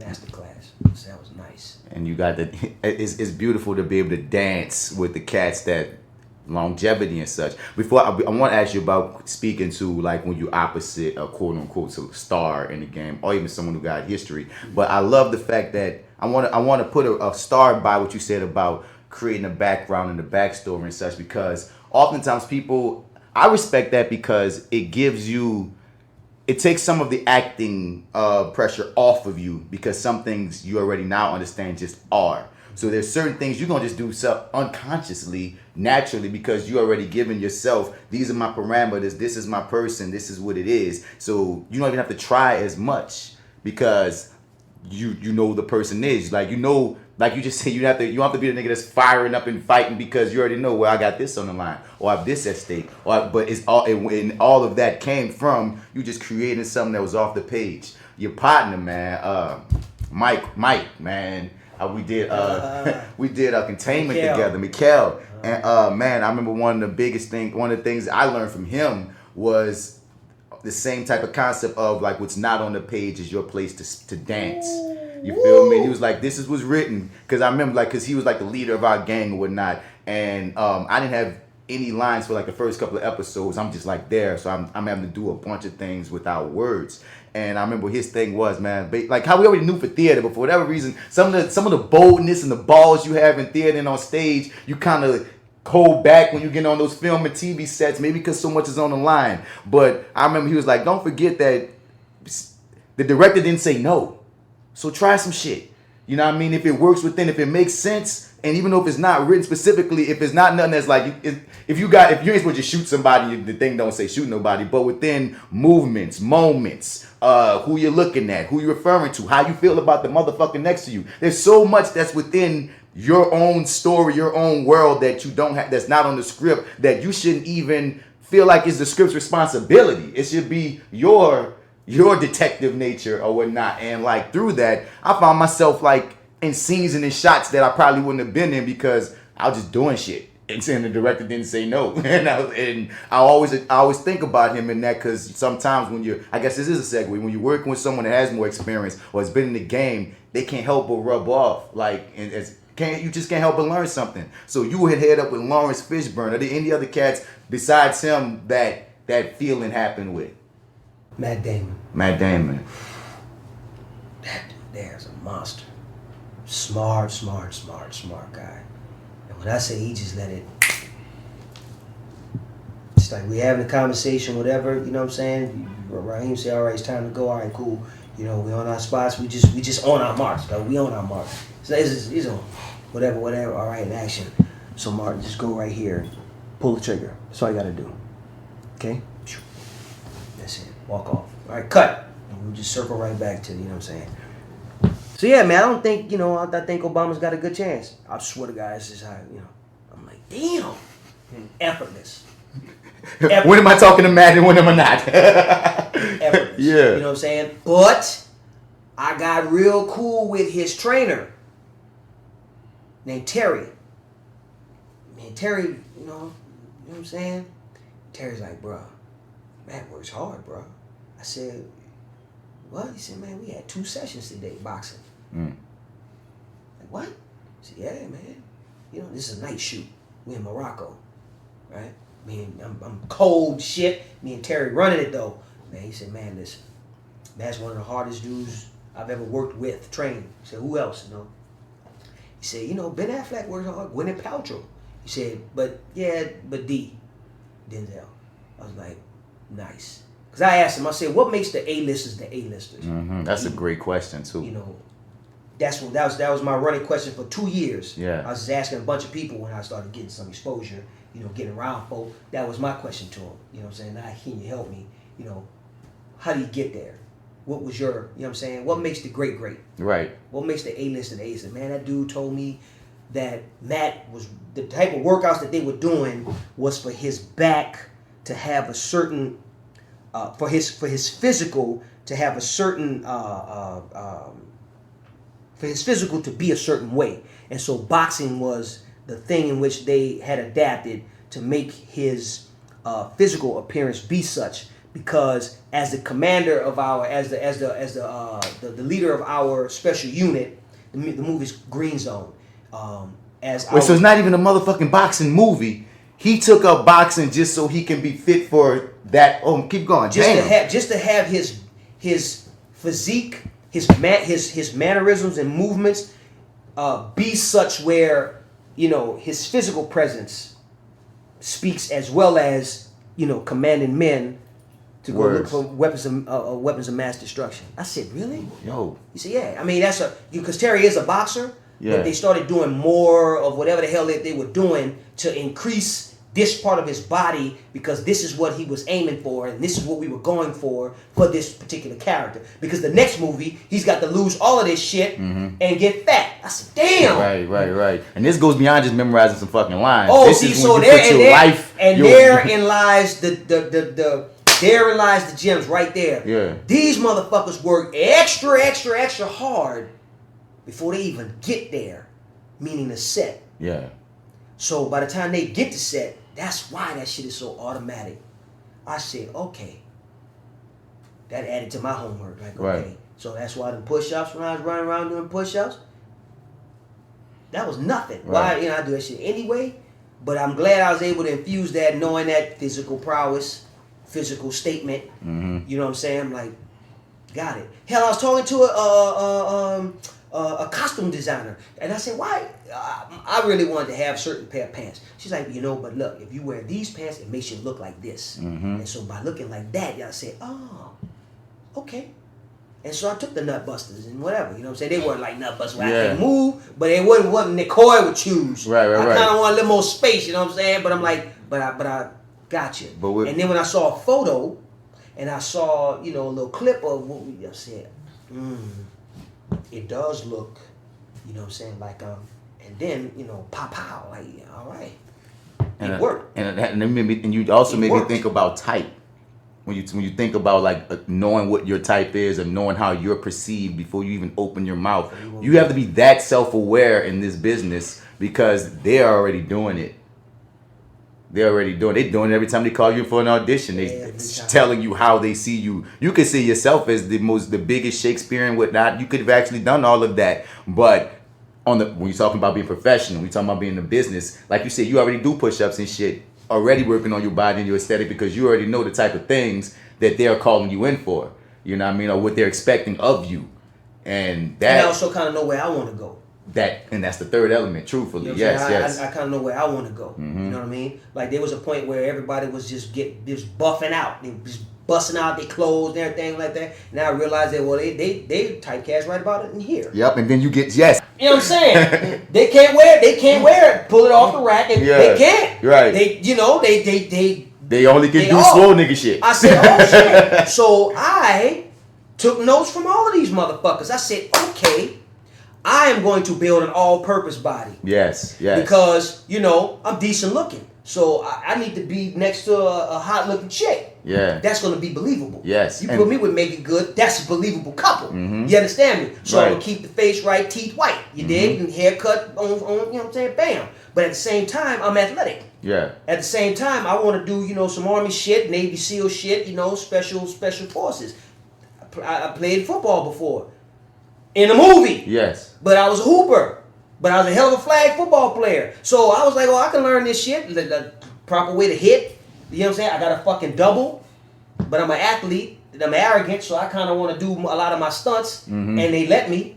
Which means, guess what? I ended up parlaying that shit into stunt work. Yep. Checks. That's another thing you told me about when we did NoLa Circus. I remember they wanted me to do something. You said, man, you better make sure they paying you for that because that's a whole nother check. You're talking about doing your own stunts. And I didn't know that as a young actor because when you come from theater, you just used to being like, fuck, I'll do that. I'll jump off that. Oh, okay. You want me jumping the thing naked? Let's go. But not even understanding in business, oh, no.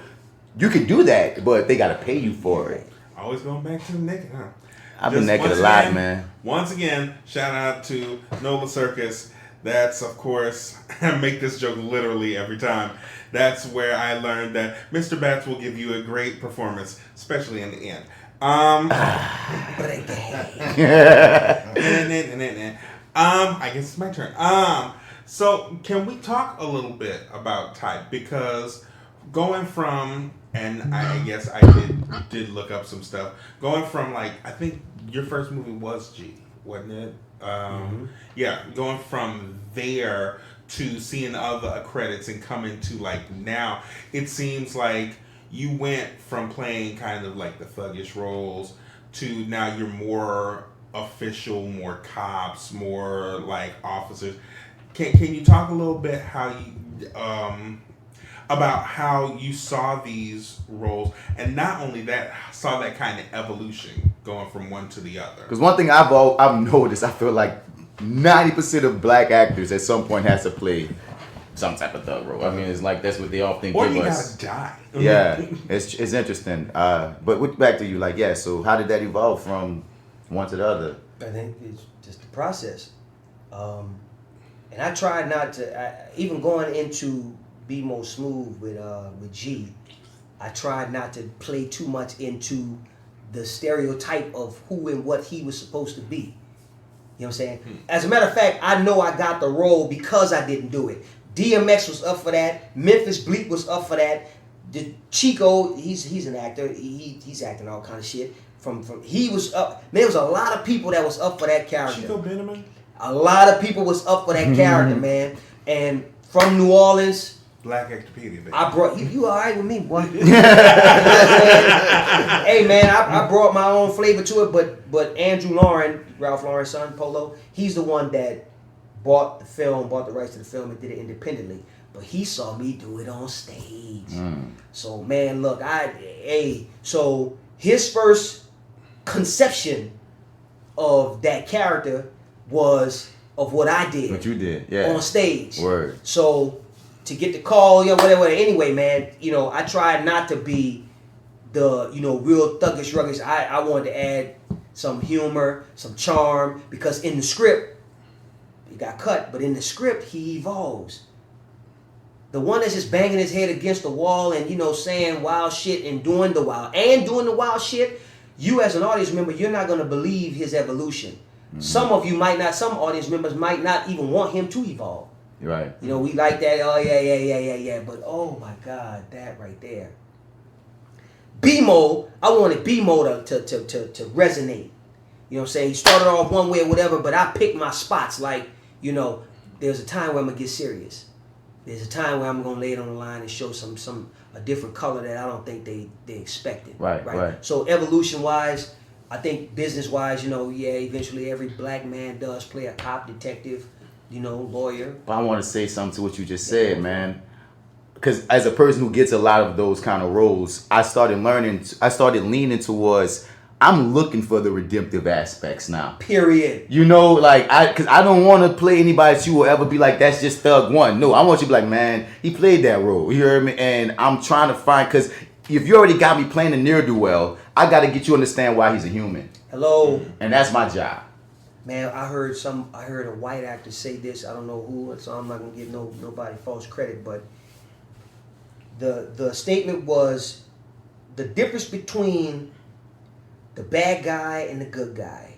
The difference between the guy that wears the white hat and the black hat is a choice. Life choice. Somebody went right, somebody went left. That's it. It was a situation, circumstance. He chose to leave the money and say, I'm going to report it. He chose to pick up the bag and say, I ain't saying shit. But they both eat, sleep, shit, breathe They just both like eat, you. sleep, and shit the same way. Mm-hmm. Like, wow. That fucked me up. I'm like, okay. In other words, to break it down for those that might be struggling with that one. So yeah. Just because I'm from the Calio, just because I'm from the Mouth Mean doesn't mean I'm not worthy of an education. Right. I'm not worthy of going to Loyola Tulane. I'm not worthy of love. I'm just not worthy period. of just straight up love. You dig? Never mind your fucking perception. We're talking about me. Mm-hmm. Me and what I'm thinking based on my surroundings, environment, and people that I'm around. You know what I'm saying? Yo, this is my boy, but I don't necessarily agree with that. This is my boy though, but I don't necessarily agree with that. So, hey man, look, it's time to go. I'm gonna ride out. I'm gonna holler at you later. You know what I'm saying? That decision spared my life because 20 minutes after I left, there was a drive-by and, street sweeper, row, and everybody died, including my boy. And I just left I just left him. Damn. And 20 minutes earlier, you might have been about it, and then something just decided, might have just dawned on you. So it's not even that you even know better than your boy that got, because you was living the same way to a degree, but like you said, choices. This guy said he was not going to take the bag. He was going to go and call the cops. This guy said, fuck that. I'm taking the bag. I ain't calling nobody. Somebody's eating a little better. Somebody's appreciation for how they are paying their bills and their life circumstances is a little bit better than the other one. Desperation, comfort. Mm-hmm. That's the way I would look at that. I hear you. I'm taking this money. I need my life to change like right now. You just got your paycheck. They told me my motherfucking paycheck not coming for another 2 weeks. And we got this money sitting in front of us? Fuck that. All of it. You sure you don't want none? Because you my boy. I'm giving you one time. No? That's it. Right. Now, in the movie, I'm the bad guy now. Mm-hmm. He's a good guy. But my circumstances were such that, and if you play it right, you know what I'm saying, there's somebody who can be out there like, you know what? I ain't gonna lie. I would have did that too. Shit. Right, and you want that. You want that. Because I need the camera, I need the director to want to film my hovel. I Bro. would have did that too. And there's a difference within the nuance between someone looking at you like, man, nigga stupid, versus I felt where he was coming from. Yeah. And It's a difference between, it's a difference between having a white beater on and the cut off shorts or whatever and your flip flops and whatnot. You're sitting on the porch with the beer and you grabbing your dick the whole time and all this other kind of stuff versus you just sitting on your step with the beer, whatever, chopping it up. Using your local slang. mm-hmm. They gonna look at you and say, well, both of them are thugs. Somebody's being a little more thuggish than the other person. Well, one person's playing to a caricature and the other person is being. And that when you have that understanding of, dude, like so much of this acting thing is about being and not so much acting, that's when certain keys start clicking. Career, the role. You dig? You dig? Because I know that the wide shot means they're going to get the girl jumping rope, the little girl playing hopscotch right here, the car that's on cinder blocks that's right in front of my fucking house. I don't have to fucking say that I live in the hood. Right. The wide shot did that. They're doing the work. They doing the work. Let me just sit here on my porch. They already got, the paint chip. They already picked this. Put the beer in the brown bag. Nah, it's real. In Uptown, man, we put this in the brown bag, man. We don't, right? Right. The difference between having my sock up, sock down, no socks on, whatever, but I'm just sitting here, man. And it's hot. How hot? How hot is it? Backstory. How hot is it? Before I came out here or walking out here, did I just hang up on my girl? She ain't coming? Or, you know what I'm saying? The weed man ain't. I ran out just now. I just took a big shit. What have you? Backstory before I walk out the door. How I walk out the door. How I sit down. That, nigga, it's hot and I just emptied out. It's a different thing. And you use all that. All of it. Thuggish. Thug. Person. You feel me? And many times we catching these characters on that day. Yeah. You don't know what that dude had gone. You know, you gotta ride the day, man. You had another one. Well, no, I wanted to finish this question. Yeah. So detectives, man. I forgot. Shit, I forgot. Yeah. I'm gonna digress with you, motherfucker. He's horrible at this, by the way. You and I are real bad at this. They're good. He's professional quiet. digression. Right. Professional. Yeah. Right. I feel like the evolution was pretty seamless, and it was time. I wasn't going to play that guy too many more times. Be more smooth. You know what I'm saying? The industry does that. You know, when they're ready to see what you are made of and give you some emotional life. You're a cop. You're a detective. You're this. You know, recently we are now judges and we are now law firm. You know, the whole firm is black. Shout out to the good fight. I love that goddamn show. Spin off from The Good Wife. Sundays at He said he gives y'all recommendations, motherfuckers. Go check it out. You know what I'm saying? But it's on some shit. Why? Because Delroy Lindo. Delroy Lindo. Didn't know that. From you know what I'm saying? Malcolm X. Delroy Lindo is a law partner. You know what I'm saying? The Good Wife, you know, they didn't have a lot of blacks. Your boy who jumped up on Black. Payson Jack, that was the name of Malcolm X. Right, yeah. Your boy who Luke Cage, Michael. Mike Coulter. Yep, because he and I used to work out together in Manhattan, Bally's. But he had this. He's in the Good Fight. Damn. He was on The Good Wife, and he played the drug dealer who was super articulate, clean, money laundering, lived affluently, and sent his child to a very good school in Manhattan or whatever. And so every time they came to lay the bus down on him, you know, he would use that voice and that he was clean. Yes. Clean. And he had a recurring role. I'm like, man, Mike doing it right now. Yeah. From that fucking Luke Cage. From that, he back to CBS now. He got a new show coming out, something about the yeah, you know what I'm saying? I was watching. Like the trailer for it. But he ain't played they put him in a suit, dog. Yeah. That boy had on some classic shit. He was clean every episode and was just killing them with the class. He had classical music. I don't know if they wrote this for him or not, but I thought it was just brilliant. He had classical music being played in his 3-story brownstone in Manhattan when they came talking to him and whatnot. Man, he was a boss player. Boss. So before Ghost hit, there was Mike's character on the good life, the Good Wife. I promise you that. I'm like, damn, that was cold blooded. But I don't know why the fuck I went there. Right? Why? But I just think it evolved, man. They eventually call you to play these characters, and it's good that I was able to step into those and be, I won't say straight laced, but not be, you know, wiry. To be composed, be serious, you know, streamlined. I kind of like that. Fits my personality too. You know, I got all that. Have you ever had an FTS moment? Oh, fuck this shit. Ever had a fuck this shit moment? Whether it be on a show or a movie or where you're like, okay, they're either treating me like an overt caricature, or they're fucking with me, or something's going down, or something's going wrong, to where it's like, yeah, I'm out. Yeah, of course. I've had several of those. And my dog said, of course. Yeah. Damn. Because you have those. Because sometimes the powers that be, they really do handle talent like pawns.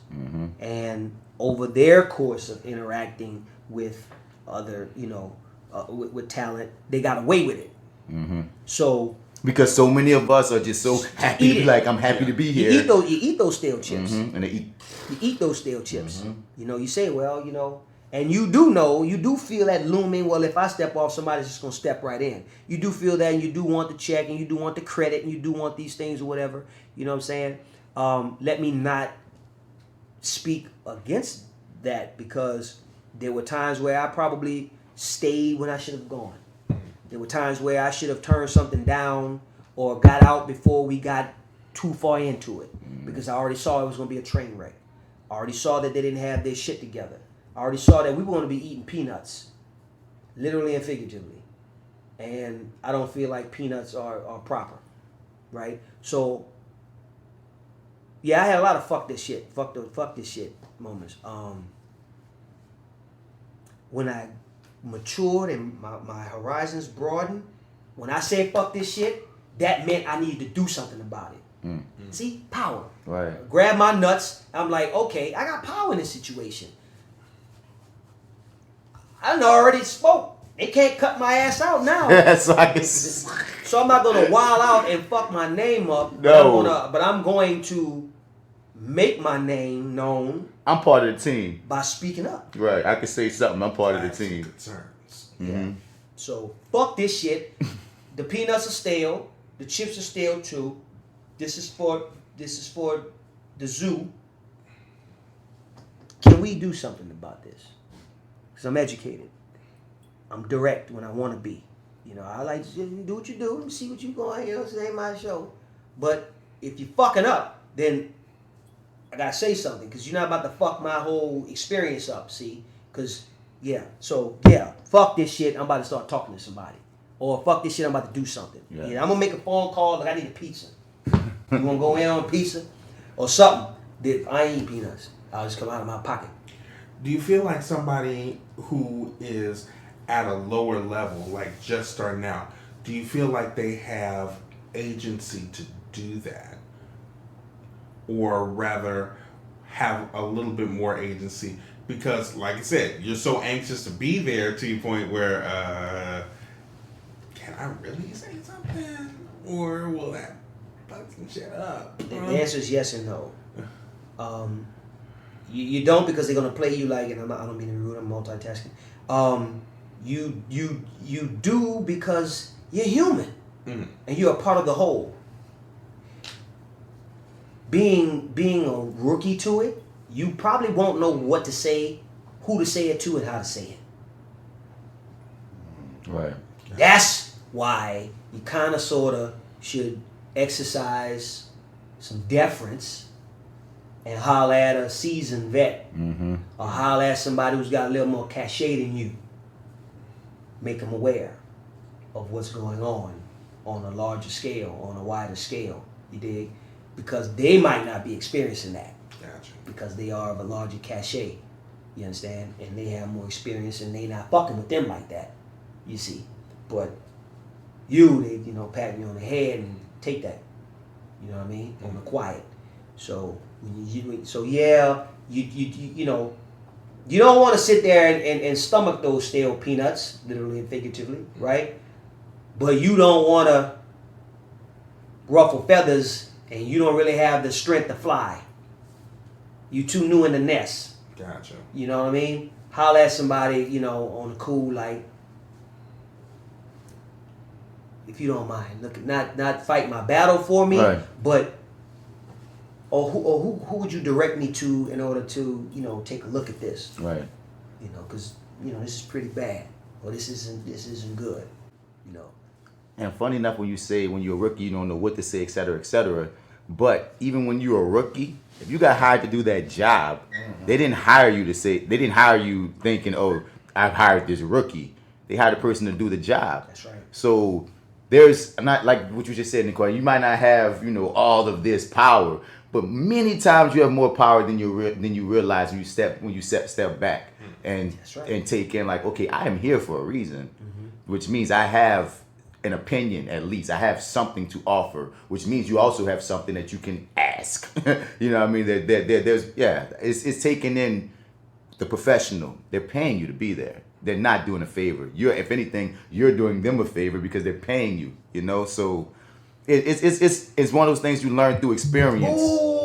Cause that's what I was just about to say, Rob. Experience is gonna teach you. It's everything. How to even set your parameters. Oh yes. As soon as you walk in, you can see, smell it, and hear it, and be like, okay, all right, okay, this is what we're dealing with. Mm-hmm. You adjust your expectations. Mm-hmm. You adjust them. Mm-hmm. Right? Mm-hmm. And Yes. then, okay, Yes. now let's galvanize.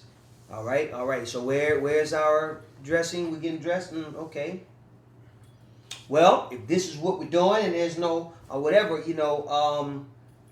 we need to, because it's 5 of us in this room right here. That's not going to work. You sure there's not another place? You see, you learn through experience how to start getting at it fast. Yes. Because once they get busy setting up stuff and whatever, putting out other fires and whatnot, they're not trying to deal with the dressing room, whatever, but they're gonna want you to be, come on, hurry up and let's get ready.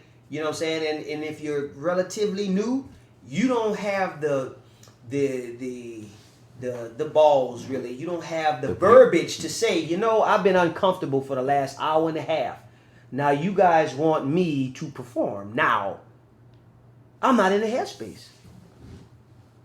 Not in the headspace. I hadn't been, This is why you have trailers. This is why you have a section that's way off. So I could be where I'm at to get my mind right. They come checking on you, see if you need some tea. You need a soda. You know what you need. Because when we come calling, time to go.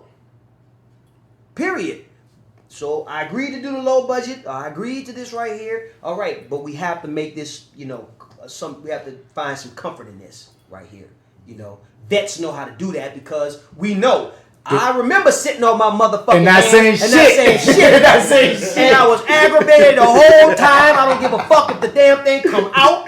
I don't care. Yeah. Because y'all didn't motherfucking care. Yeah. You know what I'm saying? So here I am like, all right, here we go. Action. I'm tight. Shit, this ain't even my character right now. I'm not even supposed to be tight. Not this guy, but I'm tight. Nicoye tight. Yeah. Because, I ain't saying I needed a palatial, you know what I'm saying? But don't play me. But don't play me, though.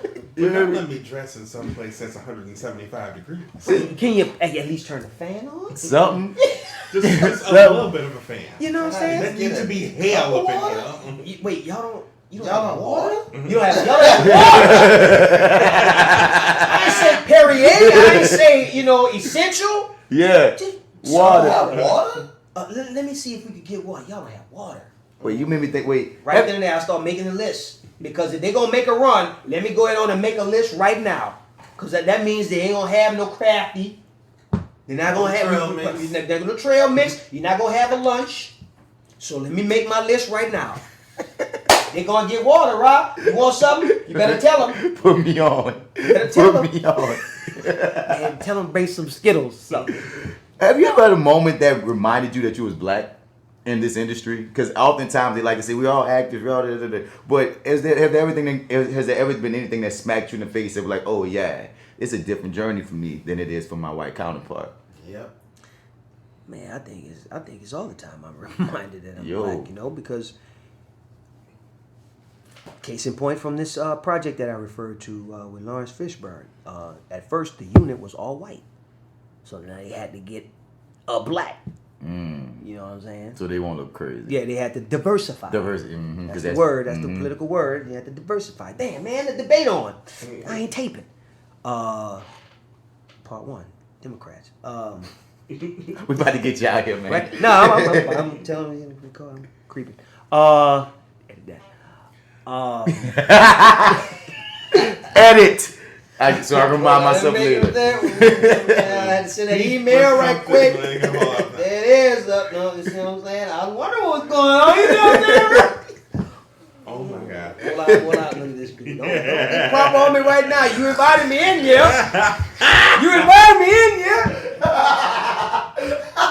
I'm in here. That's why I said don't get prop on me now, man. Yeah, man. I'm reminded all the time, man, because I'm listening to these cats who I was, co-starring around, man. So they got this audition, they're gonna read for that, and they're about to do this and whatnot. And I'm just sitting here like, What if I get called for that right there? Nobody didn't get called for that one. I didn't even hear about that one. Like, I wonder. Now, I even watched how the director dealt with him, and he was black. Okay. No problem. you know. Has there ever been a time where it's hit you like dead in your face? The only reason I say that is because myself, I realized it when I got an email from a certain person at a certain theater, which shall remain nameless in this bitch. That just kind of like, well, damn, I'm this to you, and I've always been this to you, but the only person who didn't realize this shit was me. The fuck? If it's not, and like I said, you've been at it long, of course, much longer than I have, but it threw me for a complete and total loop because I was like, I thought I was this. I said, no, you're a nigga. You still a nigga. Like, and not only am I that, but I'm also what it sounded like was I'm also your token. So wait a second. Does that mean you were going off of my performance, or were you going off of the fact that we need more black people in this? So has it ever like smacked you in the face like it did to me? No. I never had that. Gracias a Dios. Thank God. You know, thank God. Hey man, last night some brothers had this almost heated discussion. The question was, if Donald Trump paid you 100 stacks to work for him, but yet, you know, when he turns around, he goes to the media and he does what he does, and he, you know, speaks how he speaks about other nationalities and whatnot. Would you work for him? Pause. Then he said, to feed your family, would you shovel shit for the bag? So I chose the first question. I said, Donald Trump, he's paying, I'm working for Donald Trump. Even though he's going to the media, he's saying shit about Mexicans, shit about, you know, black people, and, you know, even though Donald Trump do what he's doing, you would work for him? I said, yep. Damn, I didn't expect you to say that. I said, neither would he expect me to do what I'm going to do with the money that I'm making, the secrets that I learned, and the shit that I stole from him, and the people that I connected because I work for him. Mm-hmm. Oh. First of all, I'm working for Donald Trump for a reason. I do have some qualifications, right? Fuck the fact that I meet the quota. I'm in there. Yeah. Now that I'm in there, it's up to me to take advantage of that. Mm-hmm. Because even though he is who he is and he's doing what he's doing, it's up to me to make my master plan of what I'm gonna do. Ooh, and that makes me think about whenever people talk about how it was this big deal about Ariel being cast black. And we got this contingent of black people going, man, they just giving us this because they're Trinidad. But then I look at it like this, I'm like, yo, you know, once that black girl is Ariel, them little black kids, them little white kids, them little Asian kids, them little Hispanic kids, they can't unsee seeing us in that light. I don't give a fuck if you're pandering to me. I don't get what I do. Like what you said, what we do with the money, what we do with the bag, they can't take from us. Correct. You could have cast me to be the token, but that token role made me, like Chris Rock said, one job is not successful unless it gets you another job. You feel me? If that got me a job that blew me up even bigger, would I have told my past self not to be a token that time? It's all. I think it comes down to being aware of it. Like, you know what I mean? Perception and awareness. Like, if you're aware that I'm hustling this for this, then you're not a coon. You're a coon if you really drink the Kool-Aid. For real, and don't do nothing else with it. I just want to piggyback off of what you're saying a little bit and talk about Lawrence's situation, because I work for the same unspoken theater. Yeah, but you knew it coming in. And that's why I'm saying what I'm saying. I knew coming in. So in a way, I use it to make a shit ton of money from these people, as opposed to my counterparts when I found out how much they were being paid, which was substantially lower, and I'm like, what? Y'all accepted that?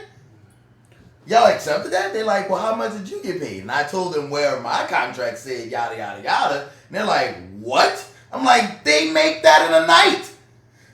Yeah. Are you kidding? Like, they make that in a night, and they're racist. So if we go in knowingly working for these races, I'm gonna get what I have to get from them. Yeah. Like, it's the only way. Because at times it's you can't, because you won't always know who's racist. We got racists signing out checks every day. Every single day, yo. Every single day. So make as much as possible, as money as you can. Right.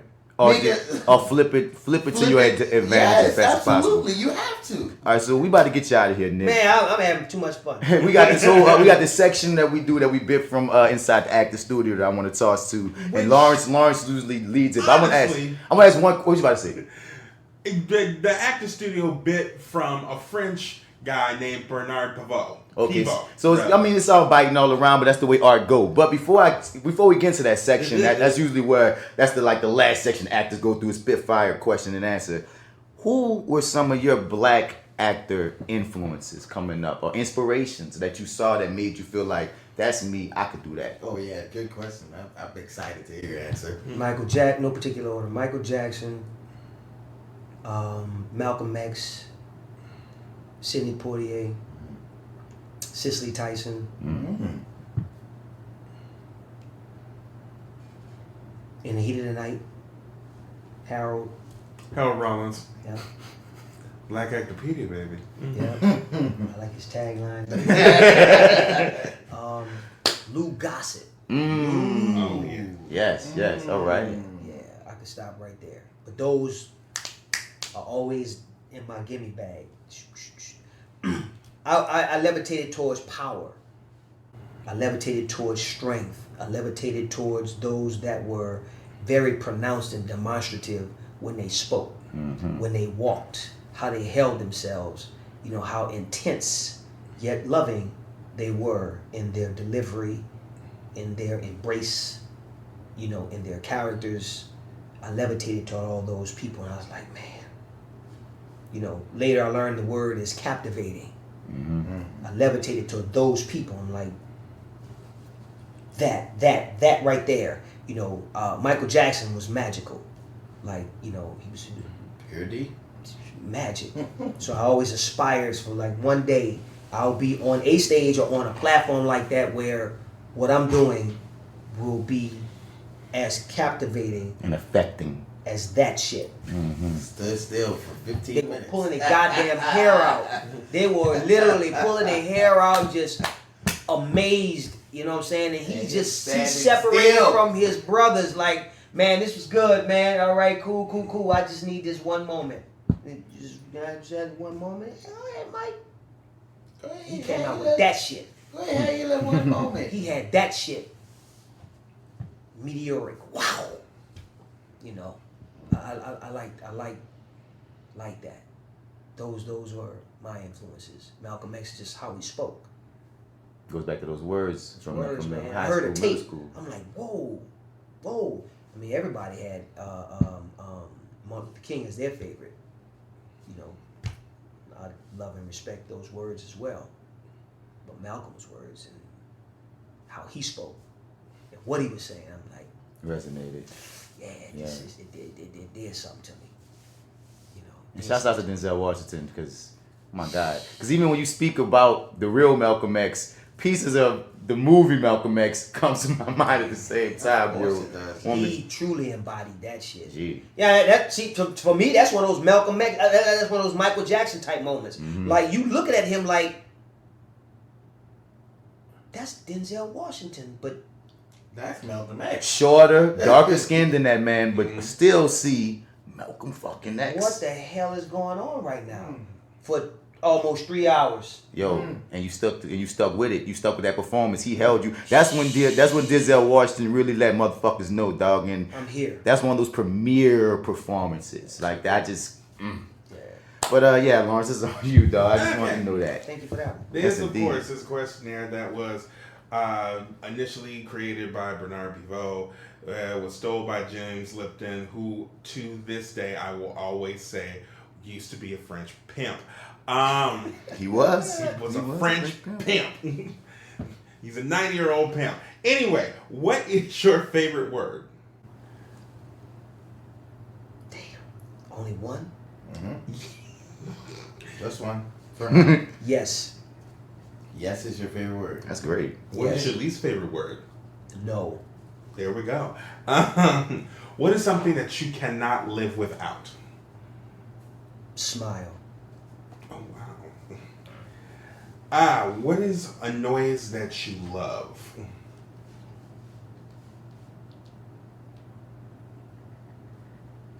Applause. What is a sound or noise that you do not love? Well, that you hate, rather. The chalk going down the nails. Chalk, nails of chalk going down the chalkboard, or nails going down the glass, or yeah. This is my personal favorite because I'm 12 years old. What is your favorite cuss word? Fuck. Thank you. I mean, well, we already know that. We know fuck is your favorite cuss word. Yes. What is your hype song? Damn, I got a lot of those. Ooh, I got a lot of those, man. Just one. Thank you. Motherfucker. Yes. All right. Nicki Minaj and Drake, Moment for Life. Wish that I could have this moment for life. Okay, that's cool. Okay. This is just a goofy one. Pumpkin or sweet potato pie? Sweet potato pie. There we go. There are no black people. No, we're gonna find one at some point. It's gonna be hilarious. They're gonna be the first. Pumpkin for real? Okay. Right. Yeah. Wait, pumpkin is... Sweet potato potato pie. pie. Yeah, sweet. Everyone's come through to say sweet potato pie, and that's a black shit. But I swear, there will be someone. There's someone. Yams, I can't do it now. They grew up in Iowa. Maine. What? Damn it! With no black people. What is a profession that you would like to try?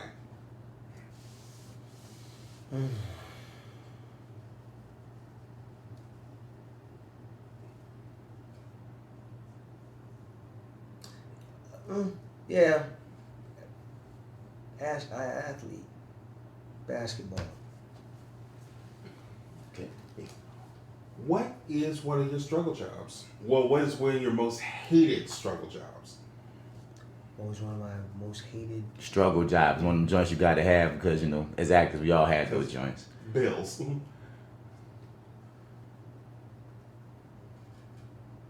I didn't have one of those. I battled with the I'm just another waiter thing, which I still am. But I grew to appreciate that. So I no longer struggle because I realized one of the things that I realized was that's a part of the whole. So for however long I could tell you I've been a server, and the different levels of service and restaurants that I've worked in is going to add to the story of this is how long I've been having this as a skill, but pursuing that as a lifestyle. Yeah. Damn. Yeah. I cannot be as evolved as you because I used to work at Voodoo Barbecue and I hated every second of it until they fired me. Yeah. But he's like the second person. There's only been one other person that said something similar about having a struggle job and seeing it with that perspective of basically adding it to the process of everything. Because when the other person said it, it made me look at that concept differently. You just made me look at it differently again. Of like, because if you was asking me that question, there's a particular job that I think about that. My God, I just felt like nothing while I was working there. But even as an actor, you can use that. Or even in the game of, I don't have the words, I don't want to stretch it, but yeah, I appreciate that answer, definitely. And that's a job that maybe that's a job that you didn't like. Maybe that job you didn't like. Mm-hmm. You know what I'm saying? Maybe that job you didn't like. Yeah, for me it's UPS. I did that for like maybe 3 weeks and had to go. Because it was the job. It was the job that I couldn't fuck with that. Yeah. I couldn't fuck with it. The one thing that I will say, because I'm transitioning out of sky slavery, the air plantation, as I have called it. I work for an airline, is that I like it because you can travel all over and like the people I work with, but you get to see so many people in so many different points in time in their lives, and I will be honest with you, I have stolen characteristics off of the people who fly on our plane. You're supposed to. Now we're talking. You're supposed to. Now Yes. we're talking. There was a woman who came up to me, cussed me full on out. Yeah, I used her in a show. Absolutely. It's like, you gonna do that? Fine. Everybody gonna immortalize your ass. What black film or production would, at any point in time, in any situation, would you like to be a part of, and what part? Shit. That's a terrible question, man. This dude eyes lit up. It seems like so many You came. gotta smooth 16 people.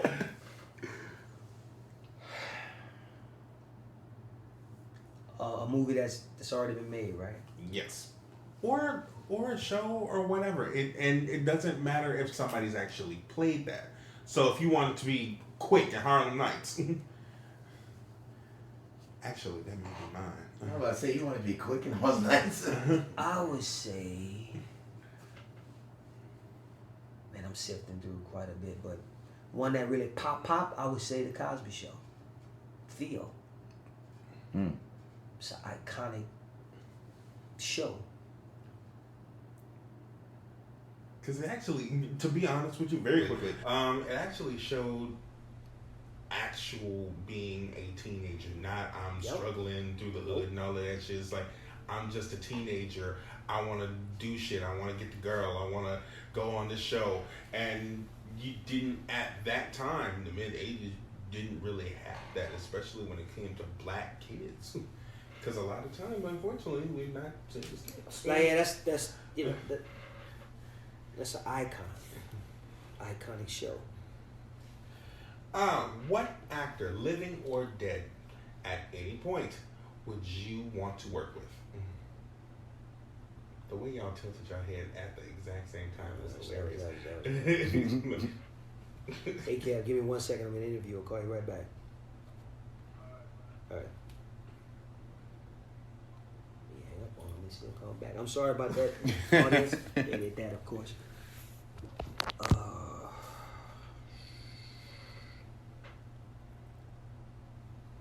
Dead or alive. And for this one, we'll give you 2. Appreciate that, man. Stressful question, Have man. to ask around on a regular. Man, I'm glad you layered these out. This is hard. Yeah, we'll give you 2. James Earl Jones. Ooh, There we go. Okay. Father. James Father. Earl Jones. Yeah, James Earl Jones. And Simba. Father. Yeah, go ahead. I'm sorry. nah, yeah, Troy, nigga. That's what I think when you say James. Oh. Oh wow. Okay, I'll throw y'all with this one. Whoopi Goldberg. Whoa. Why? Okay. I know she the EGOT, but is there any specific reason beyond? I think Whoopi Goldberg is a freak. I think she's a genius. Yes. And I would I would love to just be on something with some length. So I'm gonna put it out in the universe. I would love to be on something with a length of time where I could be opposite her. I know I would be walking away fat. Yeah.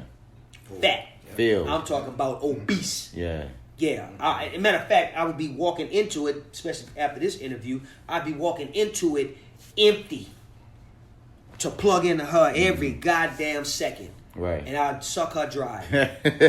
Wherever you go, I want to go except for the bathroom. Yes. I'm serious. So because Whoopi. Yeah. Whoopi. Well, no, I'm talking about the actual sitcom, Whoopi. Yeah, whatever. Yeah. I remember the show. Yeah. Very quickly. It's still on YouTube. Go out. It's hilarious as fuck. The reason it tanked, unfortunately, was because people was tripping, especially about political shit. 2003, what do you expect?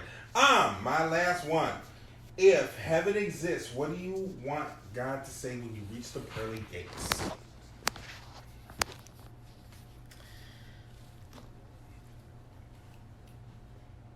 Take a little bit of this. I The only reason I'm shielding my eyes because the last couple times this happened, they answered this question. You gotta stop shielding your voice because they go hear whatever you saying. Yeah, once again, the last couple times they asked this question, they looked me dead in the face, and I almost burst in tears. So I'm just gonna look down. Yeah, this question shakes him up. All right. Yeah, just a little bit. Right here. I want you to come on in. Take a little bit of this knowledge. See your grandmother and your great grandmother and your great aunt. And then go back down there and do more. Mm. Dang it, I'm glad I didn't look at you. Because that was really freaking good. Yeah. And that was really good. Damn, he said send me back to make it better out here. I like that. Damn. Let me get, fortified. Let me get some of that Energy. and Whatever some of that knowledge. Mm-hmm. Let me see those 3 women, man, who shaped my life, who I love dearly. I still got my mama, so that's why she ain't in that. You know what I'm saying? And then go back and give me the command, give me the station to go back down here and do more. Damn. We gonna just leave it on that. You can't follow that right there. Shit. Yeah, Thank you, Nicoye Banks, for coming through. You heard me? I like y'all. Thank you. My boy right here. Man, great questions, man. Tell the people about any upcoming projects you got coming out and where they can find you. You can find Nicoye.Banks. Look, email me. You know what I'm saying? You can email me, Nicoye.Banks at Gmail, Nicoye Banks, Facebook, Nicoye Banks, Instagram. We talked about Queen Sugar season 4. Yep. We talked about the name of the movie with Lawrence Fishburne is called #FreeRaySean. So that'll be coming out, in the near future on your cell phone devices. How about that? And The Purge. Word. Season 2. That's my new Queen Sugar. Yeah. Like Queen Sugar was all in my audition. I finally got on that Purge, same thing. Me too. A million of these auditions. Me too. And, yeah. I just got some. Get that bitch. Get that bitch. Congrats, man. Yeah. And just keep your eyes out because I'm up and out. Yes, indeed. Like that. Yes, indeed. Well, like I said, thank you for coming on once again. We're going to bring your ass back. Yeah, we got to, man. Dude, that was awesome. Dude, there's so much other things we could talk about, especially getting into the craft of what we do. But yeah, dog, till next round, y'all. This is that actor guy, Martin Bats Bradford. As always, hit me up at Mr. Bats on all your social media platforms, unless it's Facebook, IMDb, or some Google shit. Then it's Martin Bats Bradford. You can find me, man. And hit us up at flywithbats@gmail.com for now. And if you want any questions that you want answered about the game, any guests that you might want me to bring on, anything that you want to know, let me know so I can know what to ask for. You dig? Of course, he wants you to be part of the conversation. Oh, that's not for this podcast. Nah, wrong show, baby. Wrong show. You still want to be part of the conversation. But hit us up, man. I don't have an accent. I'm sorry. Come be part of the conversation. You heard me? But let them notify you out there. We getting out here, man. Once again, this is Lawrence J. Weber Jr., your BlackActorPedia. BlackActorPedia. I fully accepted it at this point. You can find me on Twitter, Instagram, and Tumblr. I am Soulboy30. Check me out on Snapchat if you still have it.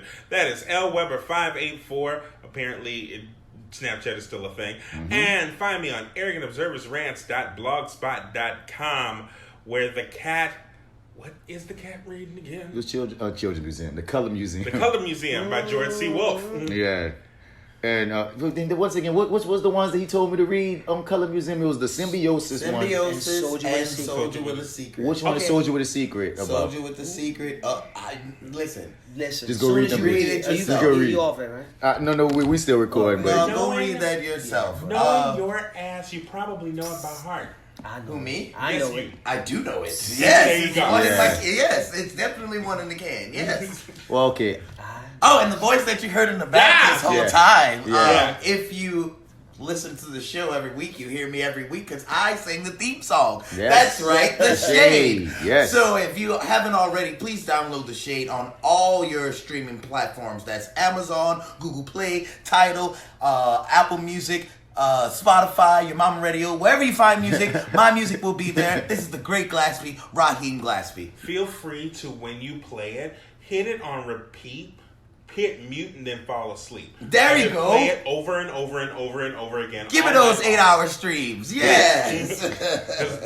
God knows that's what I've done. Indeed. Come on, we all got to support each other all the way around. Big time. But yeah, man, so for this episode, there's nothing else to say, man. We out. Stay off book, folks. Yeah. Stay on the phone. Such an actor. Yes, that's our sign off, baby. That's our sign off. How long y'all been doing this, man?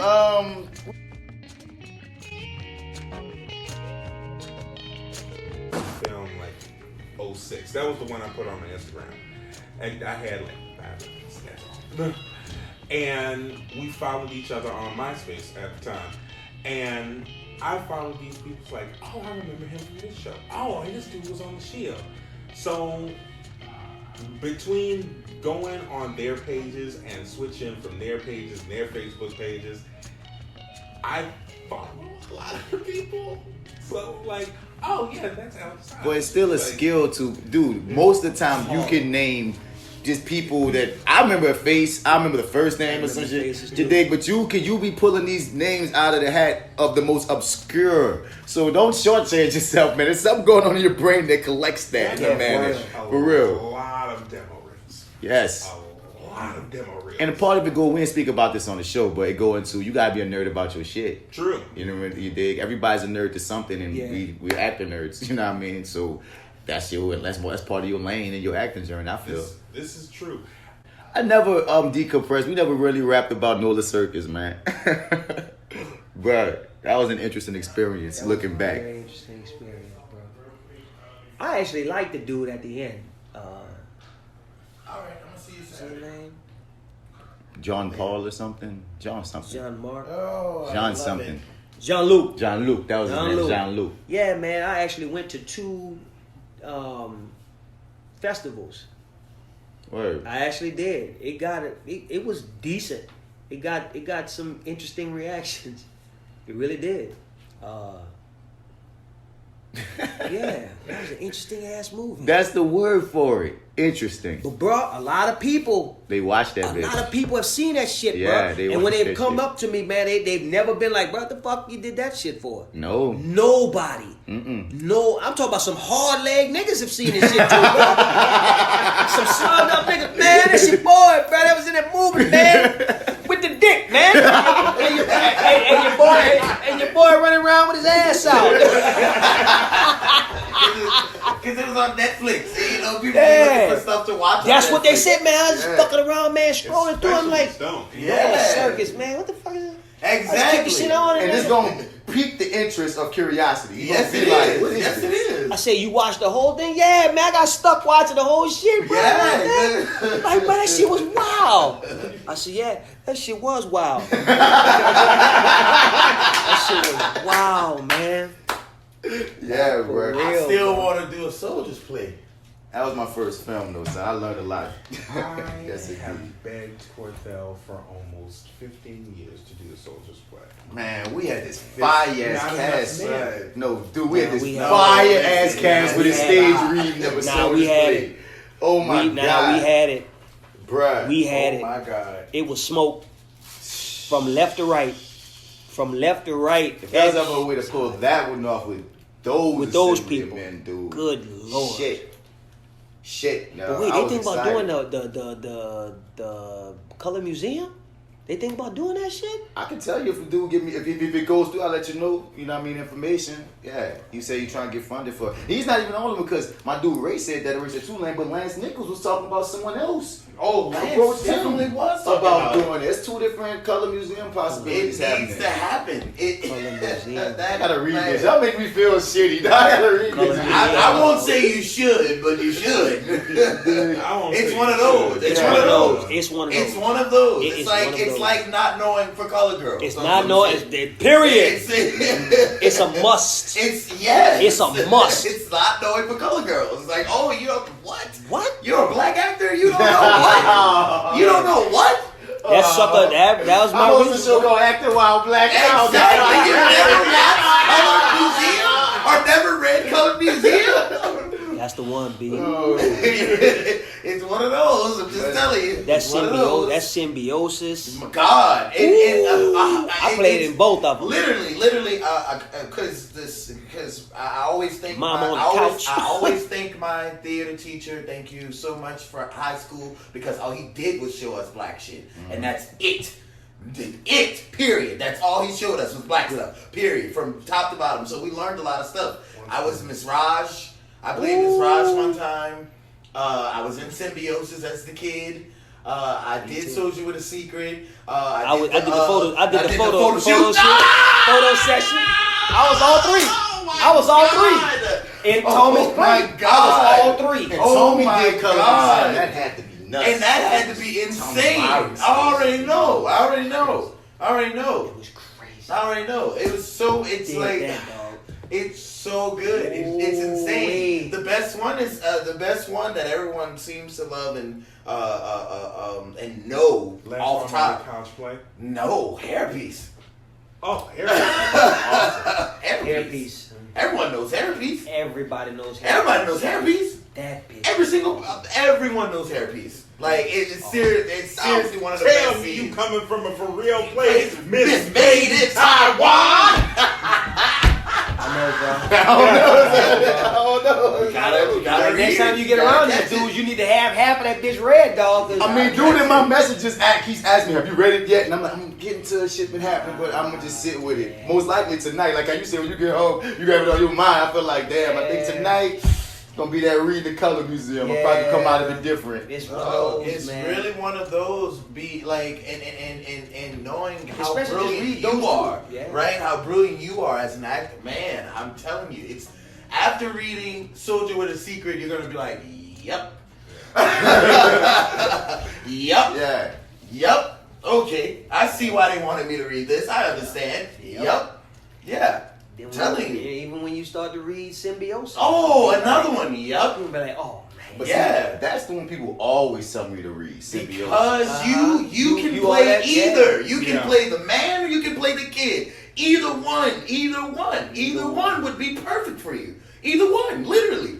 Like it's such a good. Oh, it's so well written. It's very well written. And it hasn't. You get to it play. Aged, You it get to play. aged so well. You get It to play. aged so well. You get to all play. of it. Oh in my that God. fucking Symbiosis. Mhm. You get I'm to surprised play. it hasn't been done more. Me too. You get Like to I'm play honestly in that shocked that it motherfucker. hasn't been done We more. all do that. We all Tell me. have that one son. It's like, okay, this is who I'm gonna give this to. This is who. Then You about to start spoiling? This is who the white people. This is who the white folks are gonna get. It's like this is the person that. And I mean, even going down to like the code switching. It's like we code switch all the time. We just don't think about it half the time. Oh my God. Oh my God. Oh my God. Lord, Please, no. please. Lord knows. So we can have a thorough conversation about See it. now when you come back, Yeah. then we can bring you talk. back. Yeah, I can be like, man. son, so I read the Color Museum, man. I might call you up one day and say, dog, did you read that fucking play? Bruh. All right. It's Bruh. like It's really on the same level of Hollywood Shuffle. Just Like in the theater. it's just on the theater side. Like all the way. I feel like if you are a black actor, you come from theater, you should have seen, read, or been a part of Colored Museum at some point in your career. Period. Some point. he said it best. It's like knowing for color girls. It's Black Shakespeare shit. Yeah, Yes. it's that shit, bro. Yes. It's that shit. Yes. Yes. Oh Lord. know who George C. Wolfe is. Oh, please Like, know you know, who he to is. read that and then like George C. Wolfe. Then go do your work on George C. Wolfe. Word. Please know who Cause he is. I know that man. Yeah, bro. When I got a chance, when I Shuffle along. Amazing work. what was that? Lots of amazing work. Yeah. What is another one that he's The tap play. Oh, the That's tap. it. Oh, Bring the noise, bringing the funk. Oh my God, the tap. Don't know it. Bruh. Lord. Savion Glover. Oh. The tap. Woo! Ooh. Yeah. I saw that play 3 times. Yo. When I first moved up there, bro, I was eating that play up like, what the fuck was this? Brilliant. Brilliant. Brilliant. Brilliant. One of the See, reasons I got again, a pair brilliant. of shoes in my closet. I I definitely had want to to take tap that. out. I had to take that. I had to take that. I can't tap, but I had to take it. I had to take it. What? And I'm just laughing at the beauty that like our art can have on influencing us. Cause all 3 of y'all say that made me take tap. You know how powerful that shit is? Man, Like, man, Reach. if you saw it, Listen. you saw the play. Listen. I mean, you know, everybody knew Savion Glover, you know, da. Yeah. But in that play, bruh, he like gives the history. He chronicles the history of tap. Bruh, you gotta see that shit in such a, you know, with that hip hop flavor. Yeah. That's what kind of put it So on. literally, you understand that it's an old style of dance, Yep, but he brings it to you. brings it to you. So you can Literally like that. This ain't something, you know, here they come. Yeah. Here's this. Chapotain. No, sir. No. And when you read when he wrote the motherfucker, when he came out, it's gonna make you go, all right, oh all right. my God, Bruh. To even And remember, he said he brings it to you, just like that, bruh. The way that they put this motherfucker on, oh my every God. single time. Oh, George Yeah. C. Wolfe is brilliant. George C. Wolfe's brilliant. Brilliant and That way kind of ahead of damn this shit. time. He was way ahead. He was not He was not. He where was not where he was. Not never. Like Not period. Not He never. he wasn't Not where he never. was. Whatever age they were in, he wasn't Nah, there. he wasn't there. He wasn't there. He wasn't there. He was so far ahead of everyone else. Like, Yeah. nah, son. Yeah. He saw the world he saw the world for what it was. When you read that mama on the Period. couch shit. Oh, God. man. He was like he made fun. The way he made it wasn't fun- even. Wait, It wasn't even tell like, me. oh my God, yes. It's hard not to. It's so hard. It's hard not It's so to. hard, bro. Oh my God. It's so hard. Oh my Read that God. bitch. That's a play to play. Yes. Bro, that's a play to play. And then it's just different scenes It is awesome. of black. Black. All of it is Every true from inch of it. black. From gay black Yes. to model black Yep. to I don't crazy wanna black, be black. to I don't want to be black. Oh, So look at how they display our blackness, but how we feel behind this blackness. Boy, you gotta read this thing, dog. Ooh, This come thing on. real, dog. oh my God! This From thing the ain't first church fan. scene, from the motherfucking, from the first scene Out the on the, gate. I'll get off the plane. You a church fan, dog. Come on, man. Yeah. It Tell me, is, bro. Bro, wherever I'm they telling you, doing man. that play, I'll have tickets. If not one, I want to be that in it. motherfucker. I want to wanna be in it. that motherfucker. I don't care who I'm. I playing. told you my legacy. I want that, to be bro. in it. If they're doing That color lady- museum, I want to be in that. Once Yeah. again, if I get the information, Please. they really Yeah, do it. I'm that's letting a all phone y'all call. I know, wanna be man. called- Coming in in that. lock, stock, and barrel. Like a motherfucker. Like a motherfucker. I'm here. Yeah, I know yeah. all of these roles. Which All one of them. would you Which like one? me? It don't matter which one. Pick. You pick. I'm ready. You pick. How you want it? How you want to do it? These stories Yeah. need to be told. Yeah, Are you kidding like me? right now. Because what you don't claim, Mm. trash. Ooh wee. Oh, damn. And I don't remember the last time I've seen Color Museum. Every now and then I go on YouTube. Because every now and then, people will do, like I said, the two that they love so much. Hairpiece and Mama on the Couch. Everyone will take those two and do them. But those are good, but the whole picture whole is what you shit. need. The whole museum. You don't need 2 exhibits from the museum. You need the whole entire thing. You need the whole museum, dog. That's why it's named the Color Museum. Yes, showing all because of it's that. Okay. exhibits. Gotcha, Yes, gotcha. George C. Wolfe, dog. George C. Wolf, man. No, it's most likely gonna be tonight, dog. Cause you put it on my mind like Yeah, this. got to, bro. At least read those two. At least read Soldier with a Secret. And Symbiote. But the way y'all talking, if I do read those two, I'm You're gonna going read the to whole read the whole motherfucker. thing. Yeah, you will. I'm telling I'm you. saying. You read That's those the two, point. you're going to read the whole thing. Because you're going to be like, oh, wait a Wait, minute. didn't he say Mama on it? What's this Harry is hitting for? Wait a minute. What Then is you'll this? go Get to off the beginning and be like, man, Well, I might as well whole just shit now. see it Yeah. from... Yeah. And Miss Rogers, so Miss because Rogers, she was my favorite. that's Mi- mi- literally yeah, my you favorite said exhibit. that was my favorite. Literally, and I used to be in and awe watching the motherfucker. I used to be watching Man, that it motherfucker. is You got the to tear best that down. 6 minutes of your life. That Oh my character God. right there, And it whoever again, plays that one, they Carol are Sutton shit. they are balling. No. Well, it's a man. It's a man. Oh, You Miss just got- Rogers is a man. Okay. Miss Rogers is a man. It's punk culture, Come on. transgender, Yeah. gay man Yeah. not accepted by his father, Yeah. Yeah. gay black man In the world, in this not world. accepted by his father in the world, and he gave his experiences of what it means to be her. It's wicked, though. It's wicked. When Miss Raj stopped the show. Yeah. Like You really gotta take a little second after you she need a minute. finished You need a minute. and be like, oh, okay. Yeah. Because Like they said on Pose, there is black men, black women, black gays, black trans. And at the bottom of the barrel, they get the shit. Mm-hmm. They get the shit. And then when you start to think, when the fuck did he write this? Mid-80s. When did he write this? Bruh. Every time they play, every time whoever play, thank God I looked down. I'd Right? have been hurt. Bruh, Miss Raj is you got to bow down to that. Please tell Miss Stingy with the wild. I'm telling you, bro, Miss that, like the Raj whole thing is wanted good, to but stay the sober. motherfucker She that played stayed Miss home Raj, and drank Kool-Aid. Son, I'm reading it. it's a monster. Tonight. Please. That's I'ma a commit tonight. Please, monster you commit read it play. tonight, bro? I would Yeah. gladly have a conversation. Yeah. You can bring me back tomorrow. Tomorrow.